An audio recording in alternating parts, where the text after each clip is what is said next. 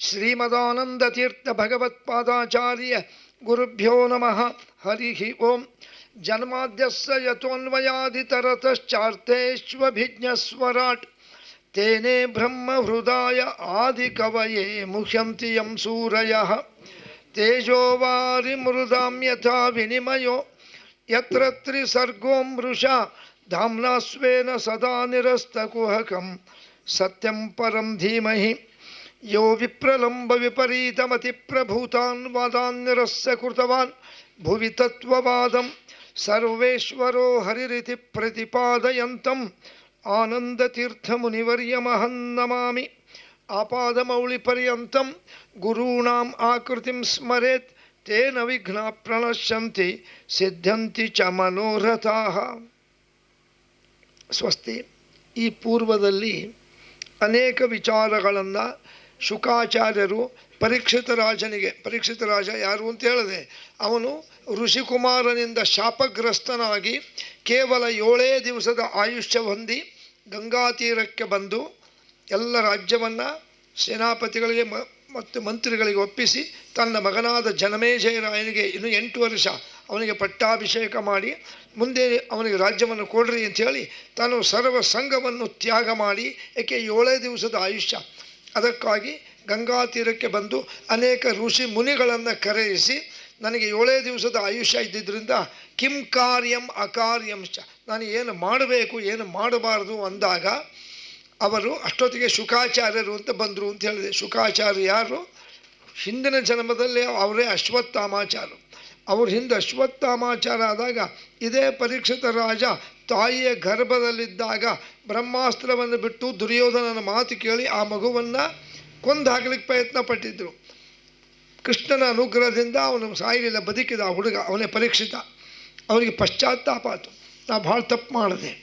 ಯಾಕಂದರೆ ಒಬ್ಬ ಸ್ತ್ರೀ ಮದುವೆಯಾಗಿ ಗಂಡನಿಂದ ಒಂದು ಸಂತಾನ ಪಡೆಯೋ ಹೊತ್ತಿನಲ್ಲಿ, ಅದು ಚಿಕ್ಕ ಹುಡುಗಿ, ಯಾಕೆ ಗಂಡನ ಬೇರೆ ಯುದ್ಧದಲ್ಲಿ ಕಳ್ಕೊಂಡಾಳೆ. ಅವ್ರ ತಾಯಿ ಯಾರು ಪರೀಕ್ಷಿತನ ತಾಯಿ ಉತ್ತಾರೆ, ಗಂಡ ಅಭಿಮನ್ಯು ಯುದ್ಧದಲ್ಲಿ ಸತ್ತು ಹೋಗ್ಯಾನೆ. ಆ ಗಂಡನನ್ನು ಕಳೆದುಕೊಂಡು ಕಣ್ಣೀರಿನಲ್ಲಿ ಕೈ ತೊಳಿತಿರುವಂಥ ಆ ಯುವತಿ ಗರ್ಭಕ್ಕೆ ನಾನು ಬ್ರಹ್ಮಾಸ್ತ್ರ ಬಿಟ್ಟು ನಾಶ ಮಾಡಲಿಕ್ಕೆ ಹೋಗ್ತೀನಿ ಅಂದರೆ ನಾನು ಭಾಳ ತಪ್ಪು ಮಾಡಿದೆ ಅಂತ ಅಲ್ಲಿಂದ ಪಶ್ಚಾತ್ತಾಪಪಟ್ಟು ಮತ್ತೆ ತಪಸ್ಸು ಮಾಡಿ ಅವರು ವೇದವ್ಯಾಸರ ಮಕ್ಕಳು ಶುಕಾಚಾರ್ಯರಾಗಿ ಯಾವ ಮಗುವನ್ನು ತಾಯಿಯ ಗರ್ಭದಲ್ಲಿ ಸಂವರಿಸ್ಲಿಕ್ಕೆ ಹೋಗಿದ್ರೋ ಅದೇ ಮಗು ಈಗ ಪರೀಕ್ಷಿತ ರಾಜ ದೊಡ್ಡವನಾಗಿ ಶಾಪಗ್ರಸ್ತನಾಗಿ ಗಂಗಾ ತೀರದಲ್ಲಿ ಕೂತಾಗ ತಾವಾಗಿ ಬಂದರು. ವಿನಾಕ್ವಾನಂ ಗಮಯಿತಂ, ನೋಡ್ರಿ, ಗಾಮಠ ವೇಷಂ ಧೃತ್ವ. ಹೇಗಿದ್ದರು ಶುಕಾಚಾರ್ಯರು? ಅವರು ಸಾಕ್ಷಾತ್ ಈಶ್ವರನ ಅವತಾರ ಅಂತ ಹೇಳಿದೆ. ಬರೇ ಒಂದು ಕೌಪೀನಾಚ್ಛಾದಿತಂ ದೇಹಂ, ಮೇಲೆ ಒಂದು ಅಂಗವಸ್ತ್ರ, ಉಟ್ಕೊಳ್ಳಿಕ್ಕೆ ಒಂದು ಚಿಕ್ಕ ಪಂಚೆ, ಇನ್ನೊಂದು ಇದ್ದಿದ್ದಿಲ್ಲ. ನೇರವಾಗಿ ಬಂದು ಆ ಪರೀಕ್ಷಿತನ ಒಂದು ಕೂತಾಗ ಅವನು ಹೇಳಿದ, ಗುರುಗಳೇ ಭಾಳ ಸಂತೋಷ ಆಯ್ತು ನೀವು ಬಂದಿದ್ದು, ನನಗೆ ಕೇವಲ 7 ದಿವಸದ ಆಯುಷ್ಯ ಅಂದಾಗ ಅನೇಕ ವಿಚಾರಗಳನ್ನು ಹೇಳ್ತಾ, ನೋಡಪ್ಪ, ದೇವರು ಸೃಷ್ಟಿಯನ್ನು ಮಾಡಬೇಕು ಅಂತ ವಿಚಾರ ಮಾಡಿ ಶ್ರೀಮನ್ನಾರಾಯಣಾತ್ ನಾಭಿಕಮಲಾತ್ ಅಭೂತ್ ಚತುರ್ಮುಖ ಬ್ರಹ್ಮಣ, ಅಂದರೆ ಶ್ರೀಮನ್ನಾರಾಯಣನ ನಾಭಿಯಿಂದ ಚತುರ್ಮುಖ ಬ್ರಹ್ಮದೇವರು ಹುಟ್ಟಿದ್ದಾರೆ. ನೀವು ಫೋಟೋದಲ್ಲೆಲ್ಲ ನೋಡ್ತೀರಿ, ನಾರಾಯಣನ ಹೊಕ್ಕಳಿಂದನೇ ಒಂದು ಹೀಗೆ ಒಂದು ದಂಟು ದೇಟು, ಅದರಲ್ಲಿ ಕಮಲದ ಹೂವು, ಅದರಲ್ಲಿ ಬ್ರಹ್ಮ ಅಂದರೆ ನಾರಾಯಣನ ಮಗ ಅಲ್ಲಿ ಹುಟ್ಟಿರ್ತಾನೆ. ದೇವರು ಹೇಳ್ತಾರೆ, ಬ್ರಹ್ಮ ನೀನು ಸೃಷ್ಟಿಕರ್ತ, ಪ್ರಪಂಚದಲ್ಲಿ ನೀನು ಪ್ರಜಾ ಸೃಷ್ಟಿ ಮಾಡಬೇಕು. ಸರಿ, ಸೃಷ್ಟಿ ಮಾಡುವಂದಾಗ ಅವನೇನು ಮಾಡಿಬಿಟ್ಟ? ಮೊದಲು ಬ್ರಹ್ಮದೇವರು ಏನು ಮಾಡಿದರು? ಭಾವ ಸೃಷ್ಟಿ, ಅಭಾವ ಸೃಷ್ಟಿ, ಏಕಫಲ, ದ್ವಿಫಲ, ಬಹುಫಲ, ಇದನ್ನೆಲ್ಲ ಹೈಸ್ಕೂಲಲ್ಲಿ ಓದಿರ್ತಾರೆ ನೋಡ್ರಿ. ಶರ್ಬ್ಸ್ ಆ್ಯಂಡ್ ಟ್ರೀಸ್ ಅಂದರೆ ಒಂದೇ ಸತಿ ಫಲ ಕೊಡೋದಕ್ಕೆ ಹರ್ಬ್ಸು, 2-3 ಸರಿ ಫಲ ಕೊಟ್ಟರೆ ಶರ್ಬ್ಸ್. 100 ವರ್ಷ ತೆಂಗಿನ ಮರ ಅವೆಲ್ಲ ಅವು ಏನು ಟ್ರೀಸ್, ಅವೆಲ್ಲ ಇವನ್ನೆಲ್ಲ ಸೃಷ್ಟಿ ಮಾಡ್ದ. ಬರೀ ಆಮೇಲಿಂದ ಮನಸ್ಸಿನಿಂದ ಒಬ್ಬ ಹುಡುಗಿಯನ್ನು ಸೃಷ್ಟಿ ಮಾಡ್ದ. ಬ್ರಹ್ಮ ಅಂದ, ನನ್ನಿಂದ ನೀನು ಸೃಷ್ಟಿಯಾಗಿಯಾ, ನಿನ್ನ ನಾನೇ ಮದುವೆ ಮಾಡ್ಕೋತೀನಿ ಅಂದ. ಆಗ ಕೆಲವು ಋಷಿಗಳು ಮೊದಲೇ ಸೃಷ್ಟಿಯಾಗಿದ್ದರು. ಅವರಂದರು, ಬ್ರಹ್ಮದೇವರೇ, ನಿಮ್ಮ ಹೃದಯದಿಂದ ಸೃಷ್ಟಿಯಾದವಳು ನಿಮ್ಮ ಮಗಳಾದಂಗೆ ಆಗ್ತಾಳೆ, ಅವಳು ಮದುವೆ ಮಾಡ್ಕೋಬಾಡ್ರಿ ಅಂದರು. ಸರಿ ಅಂತ ಅವಳನ್ನು ದಿಕ್ ದೇವತೆ ದಿಶಾ ಅಂತ ಅವಳ ಹೆಸರು, ದಿಕ್ಕು ದೇವತೆ. ಆಮೇಲೆ ಮನಸ್ಸಿನಿಂದ ಸನಕಾದಿ ಋಷಿಗಳು ಅವರಾದರು. ಆಮೇಲೆ ಹುಬ್ಬಿನಿಂದ ಈಶ್ವರ ಸೃಷ್ಟಿಯಾದ, ಹಿಂಗೆಲ್ಲ ಸೃಷ್ಟಿಯಾದರು. ಆಗ ದೇವರಂದ ಬ್ರಹ್ಮ, ನೀನು ಬರೇ ಋಷಿಗಳನ್ನು ಮುನಿಗಳನ್ನು ಮನಸ್ಸಿನಿಂದ ಕಣ್ಣಿಂದ ಹಾಗೆಲ್ಲ ಬೇಡಪ್ಪ. ನೋಡ್ರಿ, ಮಾನವಾತ್ ಪೂರ್ವಮೇ ವಶ್ಚ, ನಿನ್ನಿಂದ ಪ್ರಜಾ ಸೃಷ್ಟಿ ಅಂದರೆ ಮಾನವರು ಸೃಷ್ಟಿ ಆಗಬೇಕು. ಅದಕ್ಕೆ ಒಬ್ಬ ಮನುವನ್ನು ಸೃಷ್ಟಿ ಮಾಡುವಂದಾಗ ನಿನ್ನೆ ನಾವು ಹೇಳಿದ್ವಿ, ಬಲಭಾಗದಿಂದ ಒಬ್ಬ ಪುರುಷ ಸ್ವಯಂಭೂ ಅಂತ ಅವನ ಹೆಸರು. ಸ್ವಯಂಭೂ ಮನು ಅಂದರೆ ಮಾನವರಿಗೆ ಮೂಲ ಪುರುಷ, ಅವನಿಂದ ಮನುಷ್ಯ ನಾವೆಲ್ಲ ಹುಟ್ಟಿವಿ. ಮಾನವ ಅಂದರೆ ಸ್ವಯಂಭೂ ಮನು. ಎಡಗಡೆ ಭಾಗದಿಂದ ಬ್ರಹ್ಮದೇವರು ಒಬ್ಬ ಸ್ತ್ರೀಯನ್ನು ನಿರ್ಮಾಣ ಮಾಡಿದರು, ಅವಳೇ ಶತರೂಪ. ಸ್ವಯಂಭೂಮನು ಶತರೂಪ. ಆಗ ಬ್ರಹ್ಮ ಹೇಳ್ದ, ಸ್ವಯಂಭೂಮನು ಮತ್ತು ಶತರೂಪ ನೋಡ್ರಿ, ತಯೋಪೂರ್ವಂ ನಿಮ್ಮಿಬ್ಬರಿಂದ ಪ್ರಜಾ ಸೃಷ್ಟಿ ಪ್ರಕಾರ್ಯತೆ, ನಿಮ್ಮಿಂದ ಪ್ರಜಾ ಸೃಷ್ಟಿ ಆಗಲಿ ಅಂದಾಗ ಅವತ್ತಿಂದ ಈ ಪದ್ಧತಿ. ಮೊದಲಿಗೆ ಸ್ತ್ರೀ ಪುರುಷರ ಮಿಲನದಿಂದ ಸ್ತ್ರೀಯರ ಗರ್ಭ ಧರಿಸ್ತಿದ್ದಿಲ್ಲ, ಹಾಗೆ ಮನಸ್ಸಿನಿಂದ ಕೈಯಿಂದ. ಅದಕ್ಕೆ ನಿಮಗೆ ಆಶ್ಚರ್ಯ ಆಗ್ಬೋದು, ಈಗಲೂ ಆ ಪ್ರಕ್ರಿಯೆ ಕೆಲವಿವೆ. ನವಿಲು ಅದು ಹೆಂಗೆ ಮೊಟ್ಟೆ ಹಾಕ್ತದೆ ಗೊತ್ತೇನು? ಭಾಳ ಜನಕ್ಕೆ ಗೊತ್ತಿರಲಿಕ್ಕಿಲ್ಲ. ಹೆಣ್ಣಿಗೆ ಗಂಡಿನ ಸಂಪರ್ಕ ಹೆಂಗೆ ಆಗ್ತದೆ, ಅದಕ್ಕೆ ಕಾಮೋದ್ರೇಕ ಆಗ್ತದೆ ಹೆಣ್ಣಿಗೆ. ಆಗ ಗಂಡು ಅದನ್ನು ನೋಡ್ತಕೊಳ್ಳಿ, ಅದ್ರ ಕಣ್ಣಿನ ನೀರು ಬರ್ತದೆ ನವಿಲಿಗೆ. ಆ ಕಣ್ಣೀರನ್ನು ಕುಡಿತದದು ಹೆಣ್ಣು ನವಿಲು. ನೋಡ್ರಿ, ಗಂಡಿನ ಕಣ್ಣೀರಿನ ಹನಿ ಹೆಣ್ಣು ನವಿಲು ಹೊಟ್ಟೆಗೆ ಹೋದ್ಕೊಳ್ಳಿ ಅದು ಗರ್ಭ ಧರಿಸ್ತದೆ. ಅಂದರೆ ಮಿಲನ ಒಬ್ರಿಗೊಬ್ರು ಸೇರಿ ಆಗಲ್ಲ. ಹೀಗೆ ಪ್ರಜಾಸೃಷ್ಟಿ ಆಗ್ತಾ ಬಂತು. ಹಿಂಗೆ ಬೇಡಪ್ಪ, ಸ್ತ್ರೀ ಪುರುಷರ ಮಿಲನದಿಂದ ಆಗಬೇಕು. ಶುಕ್ರ ಶೋಣಿತ ಪೂರ್ವಶ್ಚ ಪ್ರಜಾಸೃಷ್ಟಿ ಪ್ರಜಾಯತ, ಸ್ತ್ರೀ ಪುರುಷರ ಮಿಲನದಿಂದ ಸ್ತ್ರೀಯರು ಗರ್ಭ ಧರಿಸಬೇಕು ಅಂದಾಗ ಆಗಲಿ ಅಂತಂದು ಸ್ವಯಂಭೂಮನು ಮತ್ತು ಶತರೂಪಾದೇವಿಯಿಂದ ತಿಸ್ರ ಕನ್ಯಾ ವಿಜೀಜನತ. ತಿಸ್ರ ಅಂದರೆ 3 ಜನ ಮೊದಲು ಹೆಣ್ಣು ಮಕ್ಕಳು ಹುಟ್ಟಿದರು ಸ್ವಯಂಭೂಮನುವಿಗೆ. ಯಾರಿಗೆ ನಾನು ನಿನ್ನೆ ಹೇಳಿದ್ದೆ, ದೇವಹೂತಿ ಅಂತ ಒಬ್ಬಳು, ಆಕೂತಿ ಅಂತ ಒಬ್ಬಳು, ಪ್ರಸೂತಿ ಅಂತ ಒಬ್ಬಳು. ದೇವಹೂತಿ, ಆಕೂತಿ, ಪ್ರಸೂತಿ. ಆಮೇಲೆ ದ್ವೌ ಪುತ್ರೋ ವ್ಯಜೀಜನಿತವು, 2 ಗಂಡು ಮಕ್ಕಳು, ಪ್ರಿಯವ್ರತ ಉತ್ತಾನಪಾದ ಅಂದಾಗ ಪರೀಕ್ಷಿತ ಕೇಳ್ದ, ಭಾಳ ನನಗೆ ಸಂತೋಷ ಆಗ್ತದೆ. ಹಾಗಾದರೆ ಅವ್ರ ವಿಚಾರ ಹೇಳ್ರಿ, ದೇವಹೂತಿ ಯಾರು ಮದುವೆ ಮಾಡಿಕೊಂಡ್ಲು, ಮಕ್ಕಳು ಯಾರು, ಆಕೂತಿ, ಪ್ರಸೂತಿ. ಆಗ ಶುಕಾಚಾರ್ಯಂದರು, ಏವಂ ಪುರಾ ತಥೋ ಪೃಷ್ಟಂ ವಿದುರೇಣ ಮಹಾತ್ಮನಃ. ಅಲ್ಲಪ್ಪ ಪರೀಕ್ಷಿತ ರಾಜ, ನೀ ಏನೀಗ ನನ್ನ ಪ್ರಶ್ನೆ ಕೇಳ್ದಲ್ಲ, ಆ ಹೆಣ್ಮಕ್ಳಿಂದ ಯಾರ್ಯಾರು ಹುಟ್ಟಿದ್ರು ಏನು ಅಂತ, ಇದೇ ಪ್ರಶ್ನೆಯನ್ನು ವಿದುರ ಅಂಬುವಂಥ ಭಗವದ್ ಭಕ್ತ ಮೈತ್ರೇಯರು ಎಂಬ ಋಷಿಗಳಿಗೆ ಕೇಳಿದ್ದ. ಅವರು ಮೈತ್ರೇಯರು ವಿದುರನಿಗೆ ಏನು ಹೇಳಿದ್ರು ಅದನ್ನು ನನಗೆ ಹೇಳ್ತೀನಿ ಈಗ ಅಂದಾಗ, ವಿಸ್ಮಿತೋ ವಾಕ್ಯಮಬ್ರವೀತ್. ಪರೀಕ್ಷಿತ ರಾಜನಿಗೆ ಆಶ್ಚರ್ಯ ಆಯಿತು. ಅಲ್ಲ, ವಿದುರ ಹಸ್ತಿನಾಪುರದಾಗಿದ್ದವನು ಎಲ್ಲಿ ಪ್ರಶ್ನೆ ಕೇಳ್ದ? ಇವತ್ತಿನ ಅಲಹಾಬಾದ್ ಅಂತದ ನೋಡ್ರಿ, ತ್ರಿವೇಣಿ ಸಂಗಮ ಅಂದರೆ ಅದಕ್ಕೆ ಪ್ರಯಾಗರಾಜ್ ಅಂತಾರೆ. ಆ ಅಲ್ಲಿ ನಾವೆಲ್ಲ ಹೋಗಿವಿ, ತಾವೆಲ್ಲ ಹೋಗಿರ್ಬೋದು. ಅಲ್ಲಿ ಗಂಗಾ, ಯಮುನಾ, ಸರಸ್ವತಿ 3 ನದಿ ಸೇರ್ತವೆ ಅಲ್ಲಿ. ಅದು ಎಲ್ಲಿ ಬರ್ತದೆ ಅಂದರೆ ಉತ್ತರ ಭಾರತದಲ್ಲಿ ಬರ್ತದೆ, ಪ್ರಯಾಗರಾಜ್ ಅಂತ. ಸರಿ, ಅಲ್ಲಿ ವಿದುರ ಬಂದಿದ್ದಂತೆ. ಬಂದಾಗ ಅಲ್ಲಿ ಮೈತ್ರೇಯರು ಅಂತ ಋಷಿಗಳು ಬಂದರು. ಅವರಿಗೆ ಈ ಪ್ರಶ್ನೆ ಕೇಳ್ದ, ಮತ್ತು ಸ್ವಯಂಭೂಮನುವಿಂದ 3 ಜನ ಕನ್ಯೆಯರು 2 ಪುರುಷರು ಹುಟ್ಟಿದ್ರು ಅಂತ ಹೇಳಿದರು, ಅದು ಹೇಳ್ರಿ ಅಂದಾಗ, ನೋಡ್ರಿ, ತದಂ ವಾಕ್ಯಂ ತದಶ್ರುತ್ವ ಪುನರ್ ಪ್ರಪುಚ್ಛ ಯಾರು ನೃಪವಾನ್ಗತ. ಮತ್ತು ಪರೀಕ್ಷಿತ ಕೇಳ್ತಾನೆ, ಶುಕಾಚಾರ್ಯ ನಂಗೆ ಸ್ವಲ್ಪ ಅನುಮಾನ ಇದೆ ಇಲ್ಲಿ. ಏನು ಅನುಮಾನ? ವಿದುರ ಹಸ್ತಿನಾಪುರದಾಗಿದ್ದವನು ಪ್ರಯಾಗಂದು ಅಲ್ಲಿಗೊಂದು 400-500 ಮೈಲಿ, ಅಲ್ಯಾಕೆ ಹೋದ? ಅಲ್ಯಾಕಿದ್ದವನು, ಅಲ್ಯಾಕೆ ಮೈತ್ರೇಯರು ಯಾರು ಅವರಲ್ಲ ಅಂದಾಗ ಶುಕಾಚಾರ್ಯ ಅಂತಾರೆ, ಹಾಗಾಗಿ ಸ್ವಲ್ಪ ನಿಂಗೆ ಹಿಂದಿನ ವಿಚಾರ ಹೇಳಬೇಕು. ವಿದುರ ಯಾರು ಭಾಳ ಜನಕ್ಕೆ ಗೊತ್ತಿಲ್ಲ. ವಿದುರ ಅವನು ವೇದವ್ಯಾಸರು ಅಂತ ಮೊನ್ನೆ ಎಲ್ಲ ಹೇಳಿದ್ನಲ್ಲ, ವೇದವ್ಯಾಸರು. ಆ ವೇದವ್ಯಾಸರು ಯಾರಿಂದ ಅವರು ಹುಟ್ಟಿದರು? ಸತ್ಯವತಿ ಎಂಬ ಬೆಸ್ತರ ಹುಡುಗಿ. ಆ ಬೆಸ್ತರ ಹುಡುಗಿ ಜೊತೆ ಅವಳಿಗೆ ಗರ್ಭಿಣಿಯನ್ನು ಮಾಡಿ ಮಕ್ಕಳ ಹುಟ್ಟು ಮಾಡಲು ಪರಾಶರರು ಎಂಬವರು ಸತ್ಯವತಿಯನ್ನು ದೇವರ ಅನುಗ್ರಹದಿಂದ ಅವಳ ಜೊತೆಗಿದ್ದು ಅಲ್ಲಿ ಸಾಕ್ಷಾತ್ ವೇದವ್ಯಾಸರು ಜನಿಸಿದ್ರು, ಹುಟ್ಟಿದ್ರು. ಆಗ ಪರಾಶರಂದರು, ಸತ್ಯವತಿ, ಯದ್ಯಪಿ ನಾನು ದೃಢ ಬ್ರಹ್ಮಚಾರಿ, ಆದರೆ ನನಗೆ ದೇವರೇ ನಿನ್ನಂಥ ಮಗ ಬೇಕು ಅಂತ ನಾರಾಯಣನ ಹಗಲೆಲ್ಲ ಕೇಳ್ತಿದ್ದೆ. ಅದಕ್ಕೆ ನಿನ್ನನ್ನು ಮದುವೆ ಮಾಡಿಕೊಂಡೆ. ನೋಡಿ, ನಿನ್ನ ಹೊಟ್ಟೆಯಲ್ಲಿ ನಾರಾಯಣನ ಕಪಿಲ ಎಂಬ ಹೆಸರಿಂದ ಹುಟ್ಟಾನೆ. ಕಪಿಲ ಎಂಬ ಹೆಸರಿಂದ ಹುಟ್ಟಾನೆ. ನಾ ಇನ್ನು ತಪಸ್ಸಿಗೆ ಹೋಗ್ತೀನಿ. ಆ ಹಿಂದಿನ ಕಾಲದಲ್ಲಿ ಹಾಗೆ ಒಬ್ಬರಿಬ್ಬರು ಮಕ್ಕಳಾದಮೇಲೆ ವೈರಾಗ್ಯ ಬಂದು ಗಂಡಸರು ತಪಸ್ಸಿಗೆ ಹೋಗ್ಬಿಟ್ಟವರು. ಅವಳಂದ್ಲು, ಮತ್ತು ನೀವು ತಪಸ್ಸಿಗೆ ಹೋದರೆ ಇಲ್ಲ, ಇಷ್ಟೊತ್ತಿಗೆ ಯಾವ ಪರಾಶರರಿಂದ ವೇದವ್ಯಾಸರು ಹುಟ್ಟಿದ ಮೇಲೆ ಆ ಪರಾಶರರಿಂದ ಸತ್ಯವತಿಯಲ್ಲಿ ಏನಾಗ್ತದೆ ಹೇಳಿದ್ರು, ನೀನು ಮತ್ತೆ ಕನ್ಯೆ ಹಾಗೆ, ನೀನು ನನ್ನ ಜೊತೆಗಿದ್ದೆ, ಮಗ ಹುಟ್ಟಿದ ಅಂತ ನೀನು ಮತ್ತೆ ಮದುವೆ ಆದ ಹೆಣ್ಣು ಮಗಳಲ್ಲ, ನಿನ್ನ ಮದುವೆ ಆಗಲಿದ್ದವಳೇ. ದೇವರ ಇಚ್ಛೆಯಿಂದ ನಾನು ನಿನ್ನ ಸಂಪರ್ಕ ಮಾಡಿ ನಿನ್ನ ಮಗ ಹುಟ್ಟಾನೆ, ನೀನು ಮತ್ತೆ ಕನ್ಯೆ ಆಗಿರ್ತೀಯ, ನೀ ಮತ್ತೆ ಮದುವೆ ಮಾಡ್ಕೋ, ನಿನ್ನ ಹೊಟ್ಟೆಯಲ್ಲಿ ದೇವತೆಗಳೇ ಅವತಾರ ಮಾಡ್ತಾರೆ ಅಂಥೇಳಿ ತಪಸ್ಸಿಗೆ ಹೋಗ್ಬಿಟ್ರು. ಹಾಗಾದರೆ ಈ ಸತ್ಯವತಿಯನ್ನು ನಿನ್ನೆ ನಾನು ಹೇಳಿದ್ದೆ, ಶಂತನು ಎಂಬುವಂಥ ಒಬ್ಬ ಚಂದ್ರವಂಶದ ರಾಜ ಮದುವೆ ಮಾಡ್ಕೋತಾನೆ. ಆ ಶಂತನಿಂದ ಈ ಸತ್ಯವತಿಯಲ್ಲಿ ಇಬ್ಬರು ಮಕ್ಕಳು ಹುಡ್ತಾರೆ, ವಿಚಿತ್ರ ವೀರ್ಯ, ಚಿತ್ರಾಂಗದ ಅಂತ. ಒಮ್ಮೆ ಏನಾಗ್ತದೆ, ಚಿತ್ರಾಂಗದ ಬೇಟೆ ಆಡಲಿಕ್ಕೆ ಹೋದಾಗ ಅಲ್ಲಿ ಒಂದು ಗಂಧರ್ವರ ಒಂದು ವನ, ಕಾಡು, ತೋಟ, ಅಲ್ಲಿ ಹೋಗ್ತಿರ್ತಾನೆ. ಆ ಗಂಧರ್ವರು ಬಂದು, ಏನಪ್ಪ ಇದು ಗಂಧರ್ವರ ಪ್ರದೇಶ, ಇಲ್ಲಿ ಮನುಷ್ಯರು ಬರಬಾರ್ದು, ಆ ಕಡೆಯಿಂದ ಹೋಗುವುದು. ಅವನಂದ, ನಾನು ಶಂತನುವಿನ ಮಗ, ವಿಚಿತ್ರ ವೀರ್ಯನ ತಮ್ಮ, ನಾನು ರಾಜಕುಮಾರ, ನನಗೆ ಯಾರೂ ನಿರ್ಬಂಧ ಮಾಡೋಂಗಿಲ್ಲ.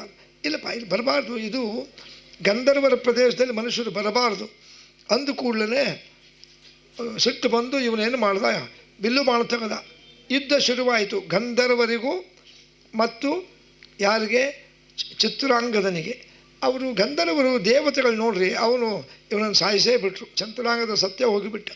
ಅದು ವಿಚಿತ್ರ ವೀರ್ಯಂಗೆ ಗೊತ್ತಾಯಿತು, ನನ್ನ ತಮ್ಮ ಗಂಧರ್ವನಿಂದ ಹತನಾದ ಅಂತ ಭಾಳ ದುಃಖ ಆಯಿತು. ಸರಿ ಆಗಲಿ ಅಂದಾಗ ಅಷ್ಟೊತ್ತಿಗೆ ಸತ್ಯವತಿ, ಮೊದಲೇ ಮಗ ವೇದವ್ಯಾಸರಲ್ಲ, ಸತ್ಯವತಿಯಲ್ಲಿ ಪರಾಶರರಿಂದ ವೇದವ್ಯಾಸ ಹುಟ್ಟಿದ್ದ. ಈ ವಿಚಿತ್ರ ವೀರ ಎರಡನೇ ಅವನು, ಅಂದರೆ ಈಗ ಹುಟ್ಟಿದವನಿವನು. ಸರಿ, ಶಂತನುವಿಂದ ಹುಟ್ಟಿದವನು. ಮುಂದೆ ಸ್ವಲ್ಪ ದಿವಸ ಆದಮೇಲೆ ವೇದವ್ಯಾಸರನ್ನು ಕರೆದು ಸತ್ಯವತಿ ಹೇಳಿದ್ಲು, ವೇದವ್ಯಾಸ, ನಮ್ಮ ಮಗ ಹುಟ್ಟ್ಯಾನಲ್ಲಪ್ಪ, ಈ ಇನ್ನೊಬ್ಬನು ವಿಚಿತ್ರ ವೀರ್ಯ, ಅವನಿಗೆ ಮದುವೆ ಮಾಡಬೇಕು, ಒಳ್ಳೆ ಕನ್ಯೆಗೆ ಕರ್ಕೊಂಬ. ಹೌದಾ, ಸರಿ ಅಂತಂದು ಪ್ರಯತ್ನ ಮಾಡಿ ಹೊರಡಬೇಕು ಅಂತಿದ್ದ. ಅಷ್ಟೊತ್ತಿಗೆ ಏನಾಗಿದೆ, ಅವನಂದ ವೇದವ್ಯಾಸರಂದರು, ಅಮ್ಮ ಇನ್ನೊಂದು ಸ್ವಲ್ಪ ದೊಡ್ಡವನಾಗಲಿ, ಮೊನ್ನಿನ್ನೂ ಅವ್ರ ತಮ್ಮ ಸತ್ತಾನೆ, ಈ ದುಃಖದಲ್ಲಿ ಮದುವೆ ಬೇಡ, ಒಂದು ಸ್ವಲ್ಪ ದಿವಸ ಕಾಲಾಂತರ ಕಳೀರಿ, ಮುಂದೆ ಆಗ್ತದೆ. ಈ ಮಧ್ಯೆ ಏನಾಗಿದೆ ಅಂದರೆ, ಈ ಯಾವ ಶಂತನು ರಾಜ ವೇದವ್ಯಾಸರು ಬೇಕಾದ ಕರೀತಿದ್ರು, ಅವನಿಂದ ಏನು ಕೇಳಿ ಹೇಳಿ ಮಾಡ್ತಿದ್ರು.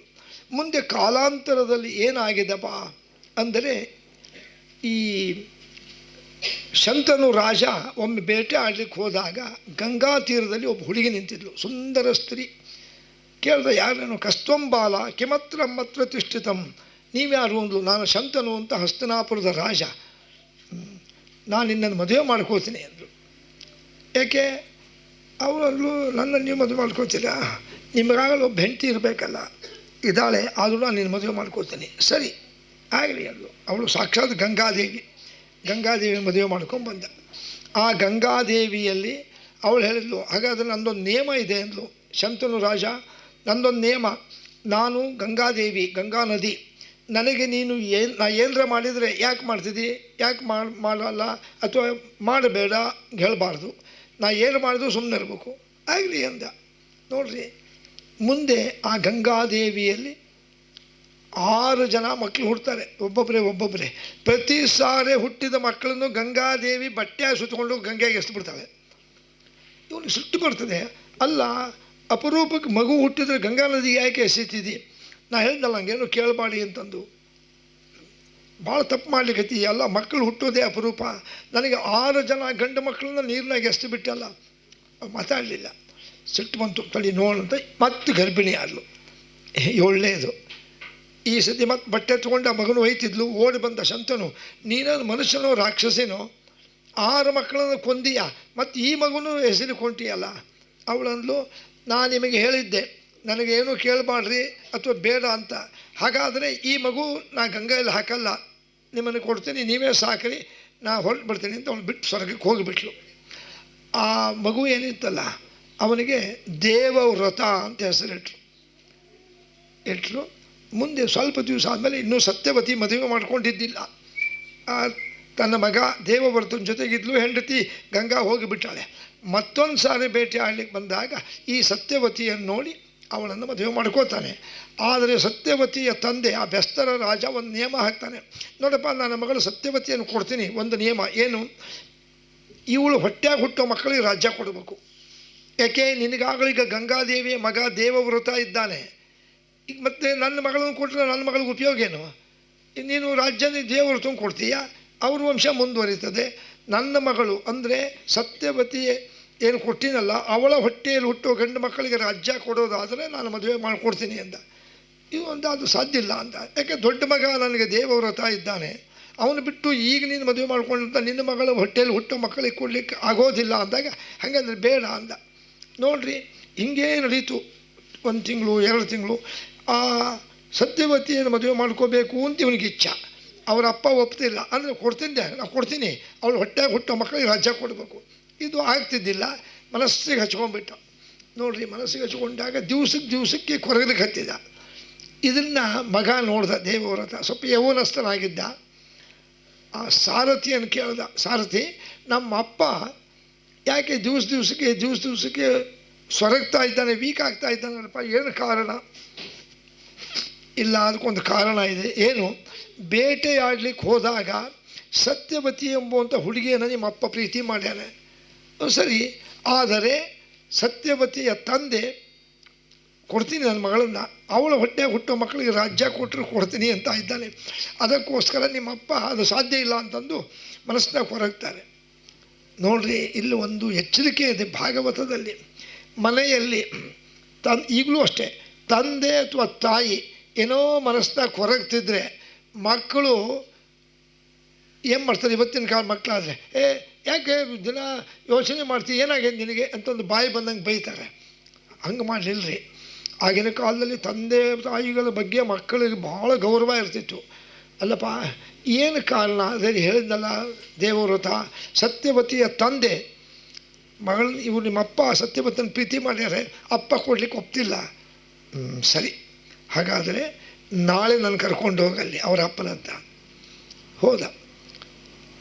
ಅವರ ಅಪ್ಪ ಭೇಟಿಯಾಡಿ ಬಂದಿದ್ದೆ, ಇವನು ಹೋದ ಕೂಡಲೇ ಆಗತಂ ದೇವವ್ರತಂ ವೀಕ್ಷ ಬೆಸ್ತರಾಜೋ ವಾಕ್ಯಮಬ್ರವೀತ್. ಬಾಲಪ್ಪ, ನೀನು ಶಂತನು ಚಕ್ರವರ್ತಿ ಮಗ ಅಲ್ಲ, ಸತ್ಯವ್ರತ. ಹೌದು. ಯಾಕೆ ಬಂದು? ಏನಿಲ್ಲ, ನಿಮ್ಮ ಮಗಳನ್ನು ದಯಮಾಡಿ ನಮ್ಮ ತಂದೆಗೆ ಮದುವೆ ಮಾಡಿಕೊಡ್ರಿ. ಅಲ್ಲಪ್ಪ, ನಾನು ಕೊಡ್ಲಿಕ್ಕೆ ತಯಾರಿದ್ದೀನಪ್ಪ, ಆದರೆ ನನ್ನ ಮಾತು ಅವ್ರು ಕೇಳ್ತಿಲ್ಲ. ಏನು, ನನ್ನ ಮಗಳು ಸತ್ಯವತಿ ಹೊಟ್ಟೆಯಲ್ಲಿ ಹುಟ್ಟೋ ಮಕ್ಕಳಿಗೆ ರಾಜ್ಯ ಕೊಡೋದಾದರೆ ಕೊಡ್ತೀನಿ. ಕೊಡ್ತಾರೆ. ಹೆಂಗೆ? ಮತ್ತು ನೀ ದೊಡ್ಡ ಮಗ ಇದ್ದೀಯಲ್ಲ. ಹೌದಾ? ನನ್ನ ಪ್ರತಿಜ್ಞೆ ಕೇಳ್ರಿ, ನಾನು ಬದುಕಿರೋ ಅಷ್ಟು ದಿವಸ ಮದುವೆ ಮಾಡ್ಕೊಂಬಲ್ಲ. ಆಗ ನನ್ನ ಮಕ್ಕಳಿಗೆ ನನಗೂ ರಾಜ್ಯ ಬೇಡ, ನಾನು ಸಿಂಹಾಸನ ಹತ್ತುವುದೇ ಇಲ್ಲ, ನಾನು ಮದುವೆನೂ ಮಾಡ್ಕೊಂಬಲ್ಲ. ಏನಪ್ಪ ಹಂಗೆ ಹೇಳಿಕತಿ? ಹೌದು, ಇದು ನನ್ನ ಭೀಷಣ ಪ್ರತಿಜ್ಞೆ ಅಂದ. ದೇವತೆಗಳು ಪುಷ್ಪವೃಷ್ಟಿ ಮಾಡಿಬಿಟ್ರು. ಭೀಷಣ ಪ್ರತಿಜ್ಞೆ ಮಾಡಿದ್ದಕ್ಕೆ ಅವನಿಗೆ ಭೀಷ್ಮ ಅಂತ ಹೆಸರು ಬಂತು. ಅವನೇ ಭೀಷ್ಮಾಚಾರ್ಯರು. ಎಂಥ ತ್ಯಾಗ ಮಾಡ್ದು. ಇರಲಿ, ಈಗ ಕೊಡ್ತೀನಪ್ಪ ಅಂತ ಮನೆಗೆ ಬಂದ. ಅಪ್ಪ, ಯೋಚನೆ ಮಾಡಬೇಡಪ್ಪ, ನಿನಗೆ ಸತ್ಯವತಿಯ ತಂದೆ ಒಪ್ಪ್ಯಾನೆ. ಪಾಪ ಕಣ್ಣ ನೀರು ಬಂತು. ಎಂಥ ಮಗನಪ್ಪ ನೀನು, ಎಂಥ ತ್ಯಾಗ ಮಾಡ್ದು. ಅದಕ್ಕೆ ನಮ್ಮ ಪುರಂದಾಸ ಹೇಳ್ತಾರೆ, ಮಕ್ಕಳಾದವರು ನನ್ನ ತಂದೆ ಅಥವಾ ನನ್ನ ತಾಯಿಗೆ ಏನು ಬೇಕು, ಅವ್ರಿಗೆ ಏನು ತೊಂದರೆ ಇದೆ ಅಥವಾ ಮನಸ್ಸಿಗೆ ಏನಿದೆ ಅಂತ ನೋಡಿ ಅದನ್ನು ನಿವಾರಣೆ ಮಾಡಲಿಕ್ಕೆ ಪ್ರಯತ್ನ ಮಾಡಬೇಕೆ ಹೊರತಾಗಿ ನೋವು ಮಾಡಬಾರ್ದು. ಅವರನ್ನು ಕೆಟ್ಟ ಮಾತಿಂದ ಚುಚ್ಚು ಮಾತಾಡೋದು, ಅವರಿಗೆ ಅವಮಾನ ಮಾಡೋದು, ಅವರಿಗೆ ಹೀಯಾಳಿಸೋದು, ಅವರಿಗೆ ಕನಿಷ್ಠವಾಗಿ ಮಾಡೋದು ಮಾಡಬಾರ್ದು. ಅದಕ್ಕೆ ನಮ್ಮ ಪುರಂದಾಸರು ಒಂದು ಮಾತು ಹೇಳ್ತಾರೆ, ಮಾತಾ ಪಿತರನು ಬಳಲಿಸುವ ಮಗ ಯಾತ್ರೆಯ ಮಾಡಿದರೇನು ಫಲ, ಘಾತಕತನವನು ಬಿಡದೆ ನಿರಂತರ ನೀತಿಯ ಓದಿದರೇನು ಫಲ, ಬೇವು ಬೆಲ್ಲದೊಳಿಡಲೇನು ಫಲ, ಹಾವಿಗೆ ಹಾಲೆರದೇನು ಫಲ. ನೋಡ್ರಿ, ಮಾತಾಪಿತರನ್ನ ಮನಸ್ಸು ನೋವು ಮಾಡಿಕೊಂಡು ನಾ ಆ ಯಾತ್ರೆಗೆ ಹೋದೆ, ನಾ ಕಾಶಿಗೆ ಹೋದೆ, ರಾಮೇಶ್ವರ ಅಲ್ಲಪ್ಪ, ತಂದೆ ತಾಯಿಗಳೇ ದೇವರು, ಅವರನ್ನೇ ಮನಸ್ಸು ನೋವು ಮಾಡಿ ಏನು ಮಾಡಿದ್ರು? ಮನೆ ಬರೀ ನೀತಿ ಪಾಠ ಓದ್ತೀಯಲ್ಲ, ಓದೋದಲ್ಲ, ಕಾರ್ಯಕ್ಕೆ ತರಬೇಕು ಅದನ್ನು. ಪುರಂದಾಸು ಭಾಳ ಜಾಣ್ರಿ, ಬರೇ ಮಕ್ಕಳಿಗೆಲ್ಲ ಹೆಂಡತಿಗೂ ಒಂದು ಮಾತು ಹೇಳ್ತಾರೆ. ಹೆಂಡತಿ ಹೆಂಗಿರಬೇಕು? ಪತಿಯನ್ನು ನಿಂದಿಸಿ ಬೊಗಳುವ ಸತಿಯಳು, ವ್ರತಗಳ ಮಾಡಿದರೇನು ಫಲ. ಗಂಡನ ಕೂತು ನಿಂತರೆ ಬೈತಿರ್ತಾರೆ ಕೆಲವರು, ಕ್ಷಮಿಸಬೇಕು. ಇಟ್ಲ ಕಡೆ ಯಾರು ಇರಲಿಕ್ಕಿಲ್ಲ. ಕೆಲವು ಕಡೆಗೆ ನಾವು ನೋಡ್ತೀವಲ್ಲ, ಅವನೊಂದು ಕೂತ್ರೆ ಕಷ್ಟ, ನಿಂತರೆ ಕಷ್ಟ. ಏನು ರೀ, ಬರ್ರಿ ಇಲ್ಲೇ, ಏನು ನಿಮ್ಮ ಬುದ್ಧಿನೇ ನೋಡ್ರಿ, ಅದು ಇಲ್ಲಿ ಕೂಡು ಅಂತ ಹೇಳಿಲ್ಲ, ಕೂತ ಅಂತಲೇ ನೋಡಿ. ಎಷ್ಟೊತ್ತು ಕೂಡ್ತಿರ್ರಿ, ಏನು ಬುದ್ಧಿದಲ್ಲಿ ನಿಮಗೆ? ಹೋಗ್ರಿ ತೊಗೊಂಬರ್ರಿ ಅಂತ ಅಂದರೆ ಕ್ಷಮಿಸಬೇಕು. ಎಲ್ಲರೂ ಅಲ್ಲ, ಭಾಳಷ್ಟು ಜನ ಗಂಡನ ನಿಂದೆ ಮಾಡ್ತಿರ್ತಾರೆ. ಅದಕ್ಕೆ ಪುರಂದಾಸರಂದರು, ಪತಿಯನ್ನು ನಿಂದಿಸಿ ಬೊಗಳುವ ಸತಿಯಳು, ವ್ರತಗಳ ಮಾಡಿದರೇನು ಫಲ. ಅತಿಥಿಗಳೆಡೆಯಲಿ ಭೇದವ ಮಾಡುತ್ತ, ಗತಿಯನ್ನು ಬಯಸಿದರೇನು ಫಲ. ಬೇವು ಬೆಲ್ಲದೊಳಿಡಲೇನು ಫಲ, ಹಾವಿಗೆ ಹಾಲೆರದೇನು ಫಲ. ಎಂಥ ಎಷ್ಟು ನೀತಿ ಪಾಠ ರೀ ಪುರಂದಾಸರದು. ಅದಕ್ಕೋಸ್ಕರ ತಂದೆ ತಾಯಿಗಳನ್ನ ನೋಡ್ಕೋಬೇಕಾದ ಕೆಲಸ ಮಕ್ಕಳದು, ನಾವು ಮಾಡಬಾರ್ದು. ನೋಡ್ರಿ, ಅಪ್ಪನಿಗೆ ನೋವಾಗಿದೆ ಅಂತ ಗೊತ್ತಾಗಿ ತಾನು ರಾಜ್ಯವನ್ನು ತ್ಯಾಗ ಮಾಡ್ದ, ಮತ್ತು ಸಿಂಹಾಸನವನ್ನು ಬಿಟ್ಟ, ಮದುವೆನೇ ಆಗಲ್ಲ ಅಂದ. ಅದಕ್ಕೆ ದೇವತೆಗಳು ಇದು ನೀನು ಭೀಷಣ ಪ್ರತಿಜ್ಞೆ ಮಾಡಿದ್ದಕ್ಕೆ ನೀನು ಭೀಷ್ಮ ಅಂತ ಅಂದುಬಿಟ್ರು. ಸರಿ, ಭೀಷ್ಮ ಅಂತ ಆದಮೇಲೆ ಮದುವೆ ಆಯಿತು ಸತ್ಯವತಿನ. ಅಂದರೆ ಉಲ್ಟಾ ಅಪ್ಪ ಮಗನ ಮದುವೆ ಮಾಡಬೇಕು, ಮಗನೇ ಅಪ್ಪನಿಗೆ ಮಾಡ್ದ ಎರಡನೇ ಮದುವೆ.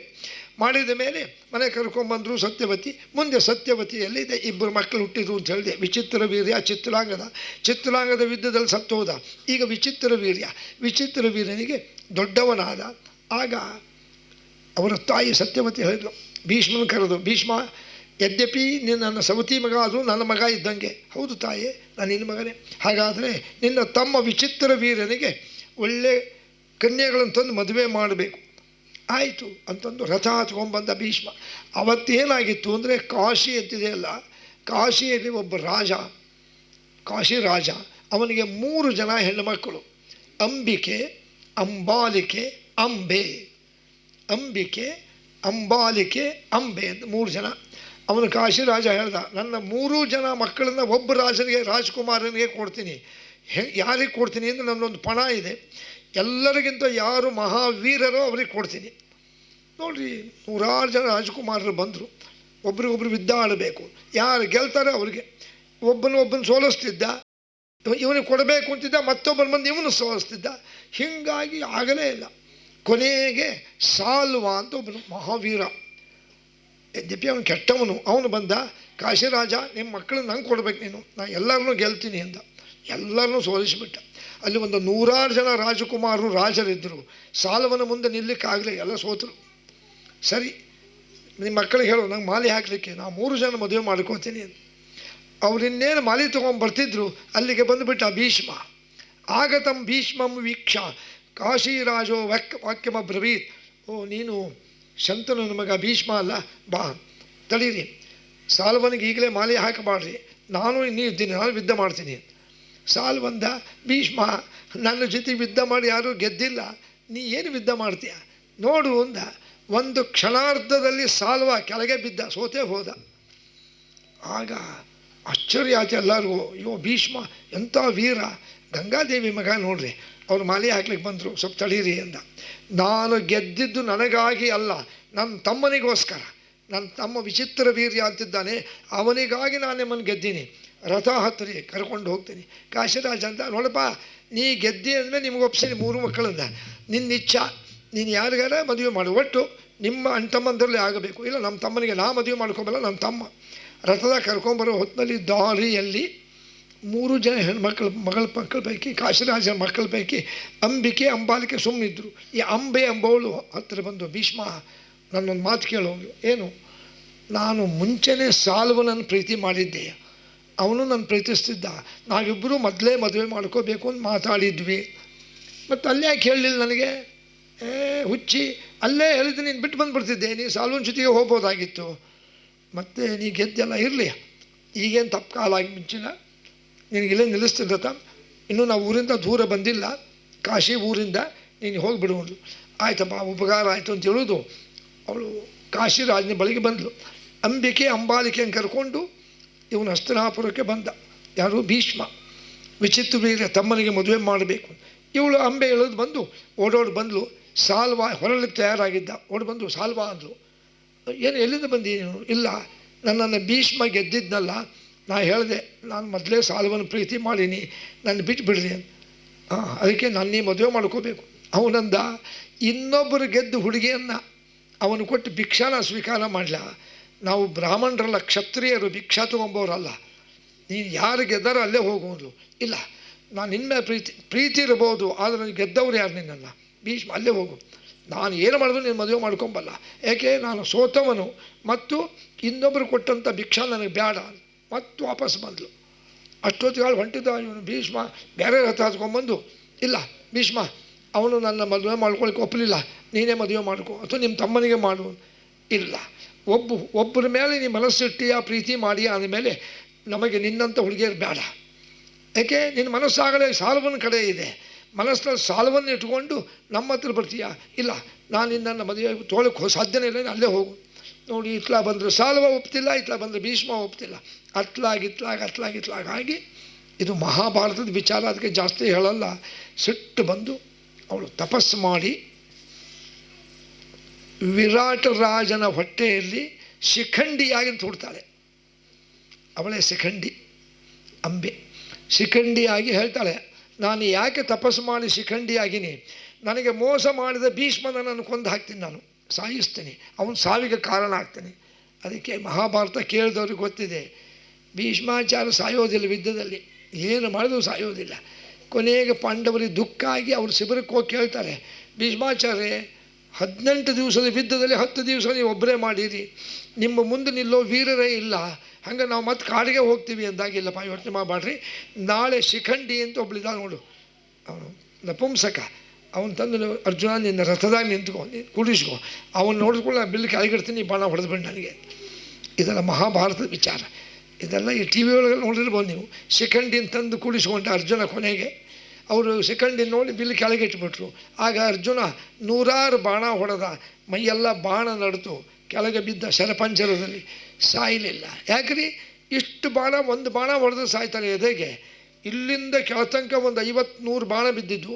ಯಾಕೆ ಸಾಯಲಿಲ್ಲ ಅಂದರೆ, ಆ ಶಂತನು ಈ ಭೀಷ್ಮ ನನಗಾಗಿ ರಾಜ್ಯವನ್ನು, ಮದುವೆಯನ್ನು ಎಲ್ಲ ಬಿಟ್ಟು ಕೇವಲ ನನಗೋಸ್ಕರ ಎಲ್ಲ ತ್ಯಾಗ ಮಾಡ್ಯಾನೆ. ಅವನಿಗೊಂದು ವರ ಕೊಟ್ಟಿದ್ದ, ನೀನು ಇಚ್ಛಾಮರಣೆಯಾಗು, ನಿನಗೆ ಯಾವಾಗ ಸಾಯಬೇಕು ಅನ್ಸೋ ಸಾಯಿ, ಅಲ್ಲಿವರೆಗೂ ನಿನಗೆ ಮರಣ ಬರೋದೇ ಇಲ್ಲ. ಅದಕ್ಕೆ ಮೈ ತುಂಬ ಬಾಣ ನಟ್ಟರೂ ಸಾಯಲಿಲ್ಲ. ಯಾಕೆ? ಅಪ್ಪನ ಆಶೀರ್ವಾದದಲ್ಲ, ನಿನಗೆ ಇಚ್ಛಾ ಬರಬೇಕು ನಾ ಸಾಯ್ತೀನಿ ಅಂತ. ಅದಕ್ಕೆ ಮುಂದೆ ಭೀಷ್ಮಾಚಾರ್ಯ ಶರಪಂಜರದಲ್ಲಿ ಎಷ್ಟು ದಿವಸ ಇದ್ದರು? ಅವರು ಬಿದ್ದಿದ್ದು ಮಾರ್ಗಶೀರ್ಷ ಮಾಸ ಕೃಷ್ಣ ಪಕ್ಷದ ಅಷ್ಟಮಿ, ಅಂದರೆ ಒಂದು 5 ದಿವಸ ಕೆಳಗೆ, ಅಂದರೆ 18ನೇದು 10 ದಿವಸ. ಮಹಾಭಾರತ ಯುದ್ಧ ಶುರುವಾಗಿ 10 ದಿವಸ. ಇದು ಮಾರ್ಗಶೀರ್ಷ ಮಾಸ ಕೃಷ್ಣ ಪಕ್ಷದ ಅಷ್ಟಮಿ. ಅವರು ಅಷ್ಟವಸುಗಳಲ್ಲಿ ಒಬ್ಬರು, ಅದಕ್ಕೆ ಅಷ್ಟಮಿ. ಅಲ್ಲೇ ಇದ್ದರು, ಅಥವಾ ಯುದ್ಧ ನಡೀತಿತ್ತು. ಅವರಂದು ಈಗ ಸಾಯಲ್ಲ, ನೀವು ಯುದ್ಧ ಮುಂದುವರಿಸ್ರಿ ಅಂತ. ಎಲ್ಲ ಯುದ್ಧ ಮುಗಿದು ಎಲ್ಲ ಆಗಿ ಕೌರವರೆಲ್ಲ ಸರ್ವನಾಶ ಆದಮೇಲೆ, ಪಾಂಡವರ ರಾಜ್ಯಾಭಿಷೇಕ ಆದಮೇಲೆ ಭೀಷ್ಮಾಚಾರ್ಯರು ಪಾಂಡವರನ್ನು ಕರೆದು ಅವರಿಗೆ ವಿಷ್ಣು ಸಹಸ್ರನಾಮವನ್ನು ಹೇಳ್ತಾರೆ. ನೀವೆಲ್ಲ ವಿಷ್ಣು ಸಹಸ್ರನಾಮ ಹೇಳೋರಿಗೆ ಗೊತ್ತಿದೆ. ಭೀಷ್ಮ ವಾಚ ಯುಧಿಷ್ಠರ ವಾಚ ಅಂತ ಬರ್ತದೆ ನೋಡ್ರಿ. ಭೀಷ್ಮಾಚಾರ್ಯರು ಶರಪಂಜರದ ಮಲ್ಕೊಂಡೆ ವಿಷ್ಣು ಸಹಸ್ರನಾಮದ ಪಾಠವನ್ನು ಪಾಂಡವರಿಗೆ ಹೇಳ್ತಾರೆ. ಮುಂದೆ ಎಲ್ಲ ಮುಗಿದ ಮೇಲೆ ಮಾಘ ಮಾಸ, ಈಗ ಪುಷ್ಯ ಮಾಸ ಶುರುವಾತಿ, ಇವತ್ತು 1 ತಿಂಗಳಿಗೆ ಮಾಘ ಮಾಸ. ಮಾಘ ಮಾಸದ ಅಷ್ಟಮಿ ದಿವಸ ಕೃಷ್ಣ ಅವರೆಲ್ಲ ಬಂದಿರ್ತಾರೆ. ಎಲ್ಲರೂ ನೋಡ್ತಾ ಕೃಷ್ಣನ ನೋಡಿ ಅಲ್ಲೇ ಮನಸ್ಸಿನ ಕೈ ಮುಕ್ಕೊಂತ ಹಾಗೆ ದೇಹ ಬಿಡ್ತಾರೆ. ಅದಕ್ಕೆ ಮನೆಗೆ ಹೋಗಿ ಪಂಚಾಂಗ ನೋಡ್ರಿ. ಮಾಘ ಮಾಸದ ಶುಕ್ಲ ಪಕ್ಷದಲ್ಲಿ ಪಂಚಾಂಗದ ಬರೆದಾರೆ ಭೀಷ್ಮಾಷ್ಟಮಿ. ಭೀಷ್ಮಾಷ್ಟಮಿ ಅಂತ ಅದಕ್ಕೆ ಭೀಷ್ಮ ಆಚಾರ್ಯರು ಅವರು ಆಚಾರ್ಯ ಇದ್ದಂಗೆ ಅವರು ಅಷ್ಟಮಿ. ಇದು ಒಂದು ಕಥೆ ಆಯಿತು. ಇತ್ಲಾ ಕಡೆಗೆ ಈ ವಿಚಿತ್ರ ವೀರ್ಯನ ತಂದು ಇಬ್ಬರಿಗೂ ಮದುವೆ ಮಾಡ್ದ. ಯಾರು? ಭೀಷ್ಮ ಇನ್ನೂ ಇದ್ದಾಗ. ಯಾರ ಜೊತೆ ಮದುವೆ ಮಾಡ್ದ? ಅಂಬಾಲಿಕೆ, ಅಂಬಿಕೆ. ಆದರೆ ವಿಚಿತ್ರ ವೀರ್ಯನಿಗೆ ಏನಾಗಿಬಿಡ್ತು, 24 ತಾಸು ಇಬ್ಬರು ಹೆಂಡತಿಯರು ನೋಡ್ರಿ. ಇಬ್ಬರು ಹೆಂಡತಿಯರು, ಒಬ್ಬ ಪುರುಷ, ಇಬ್ಬರು ಹೆಂಡತಿಯರು.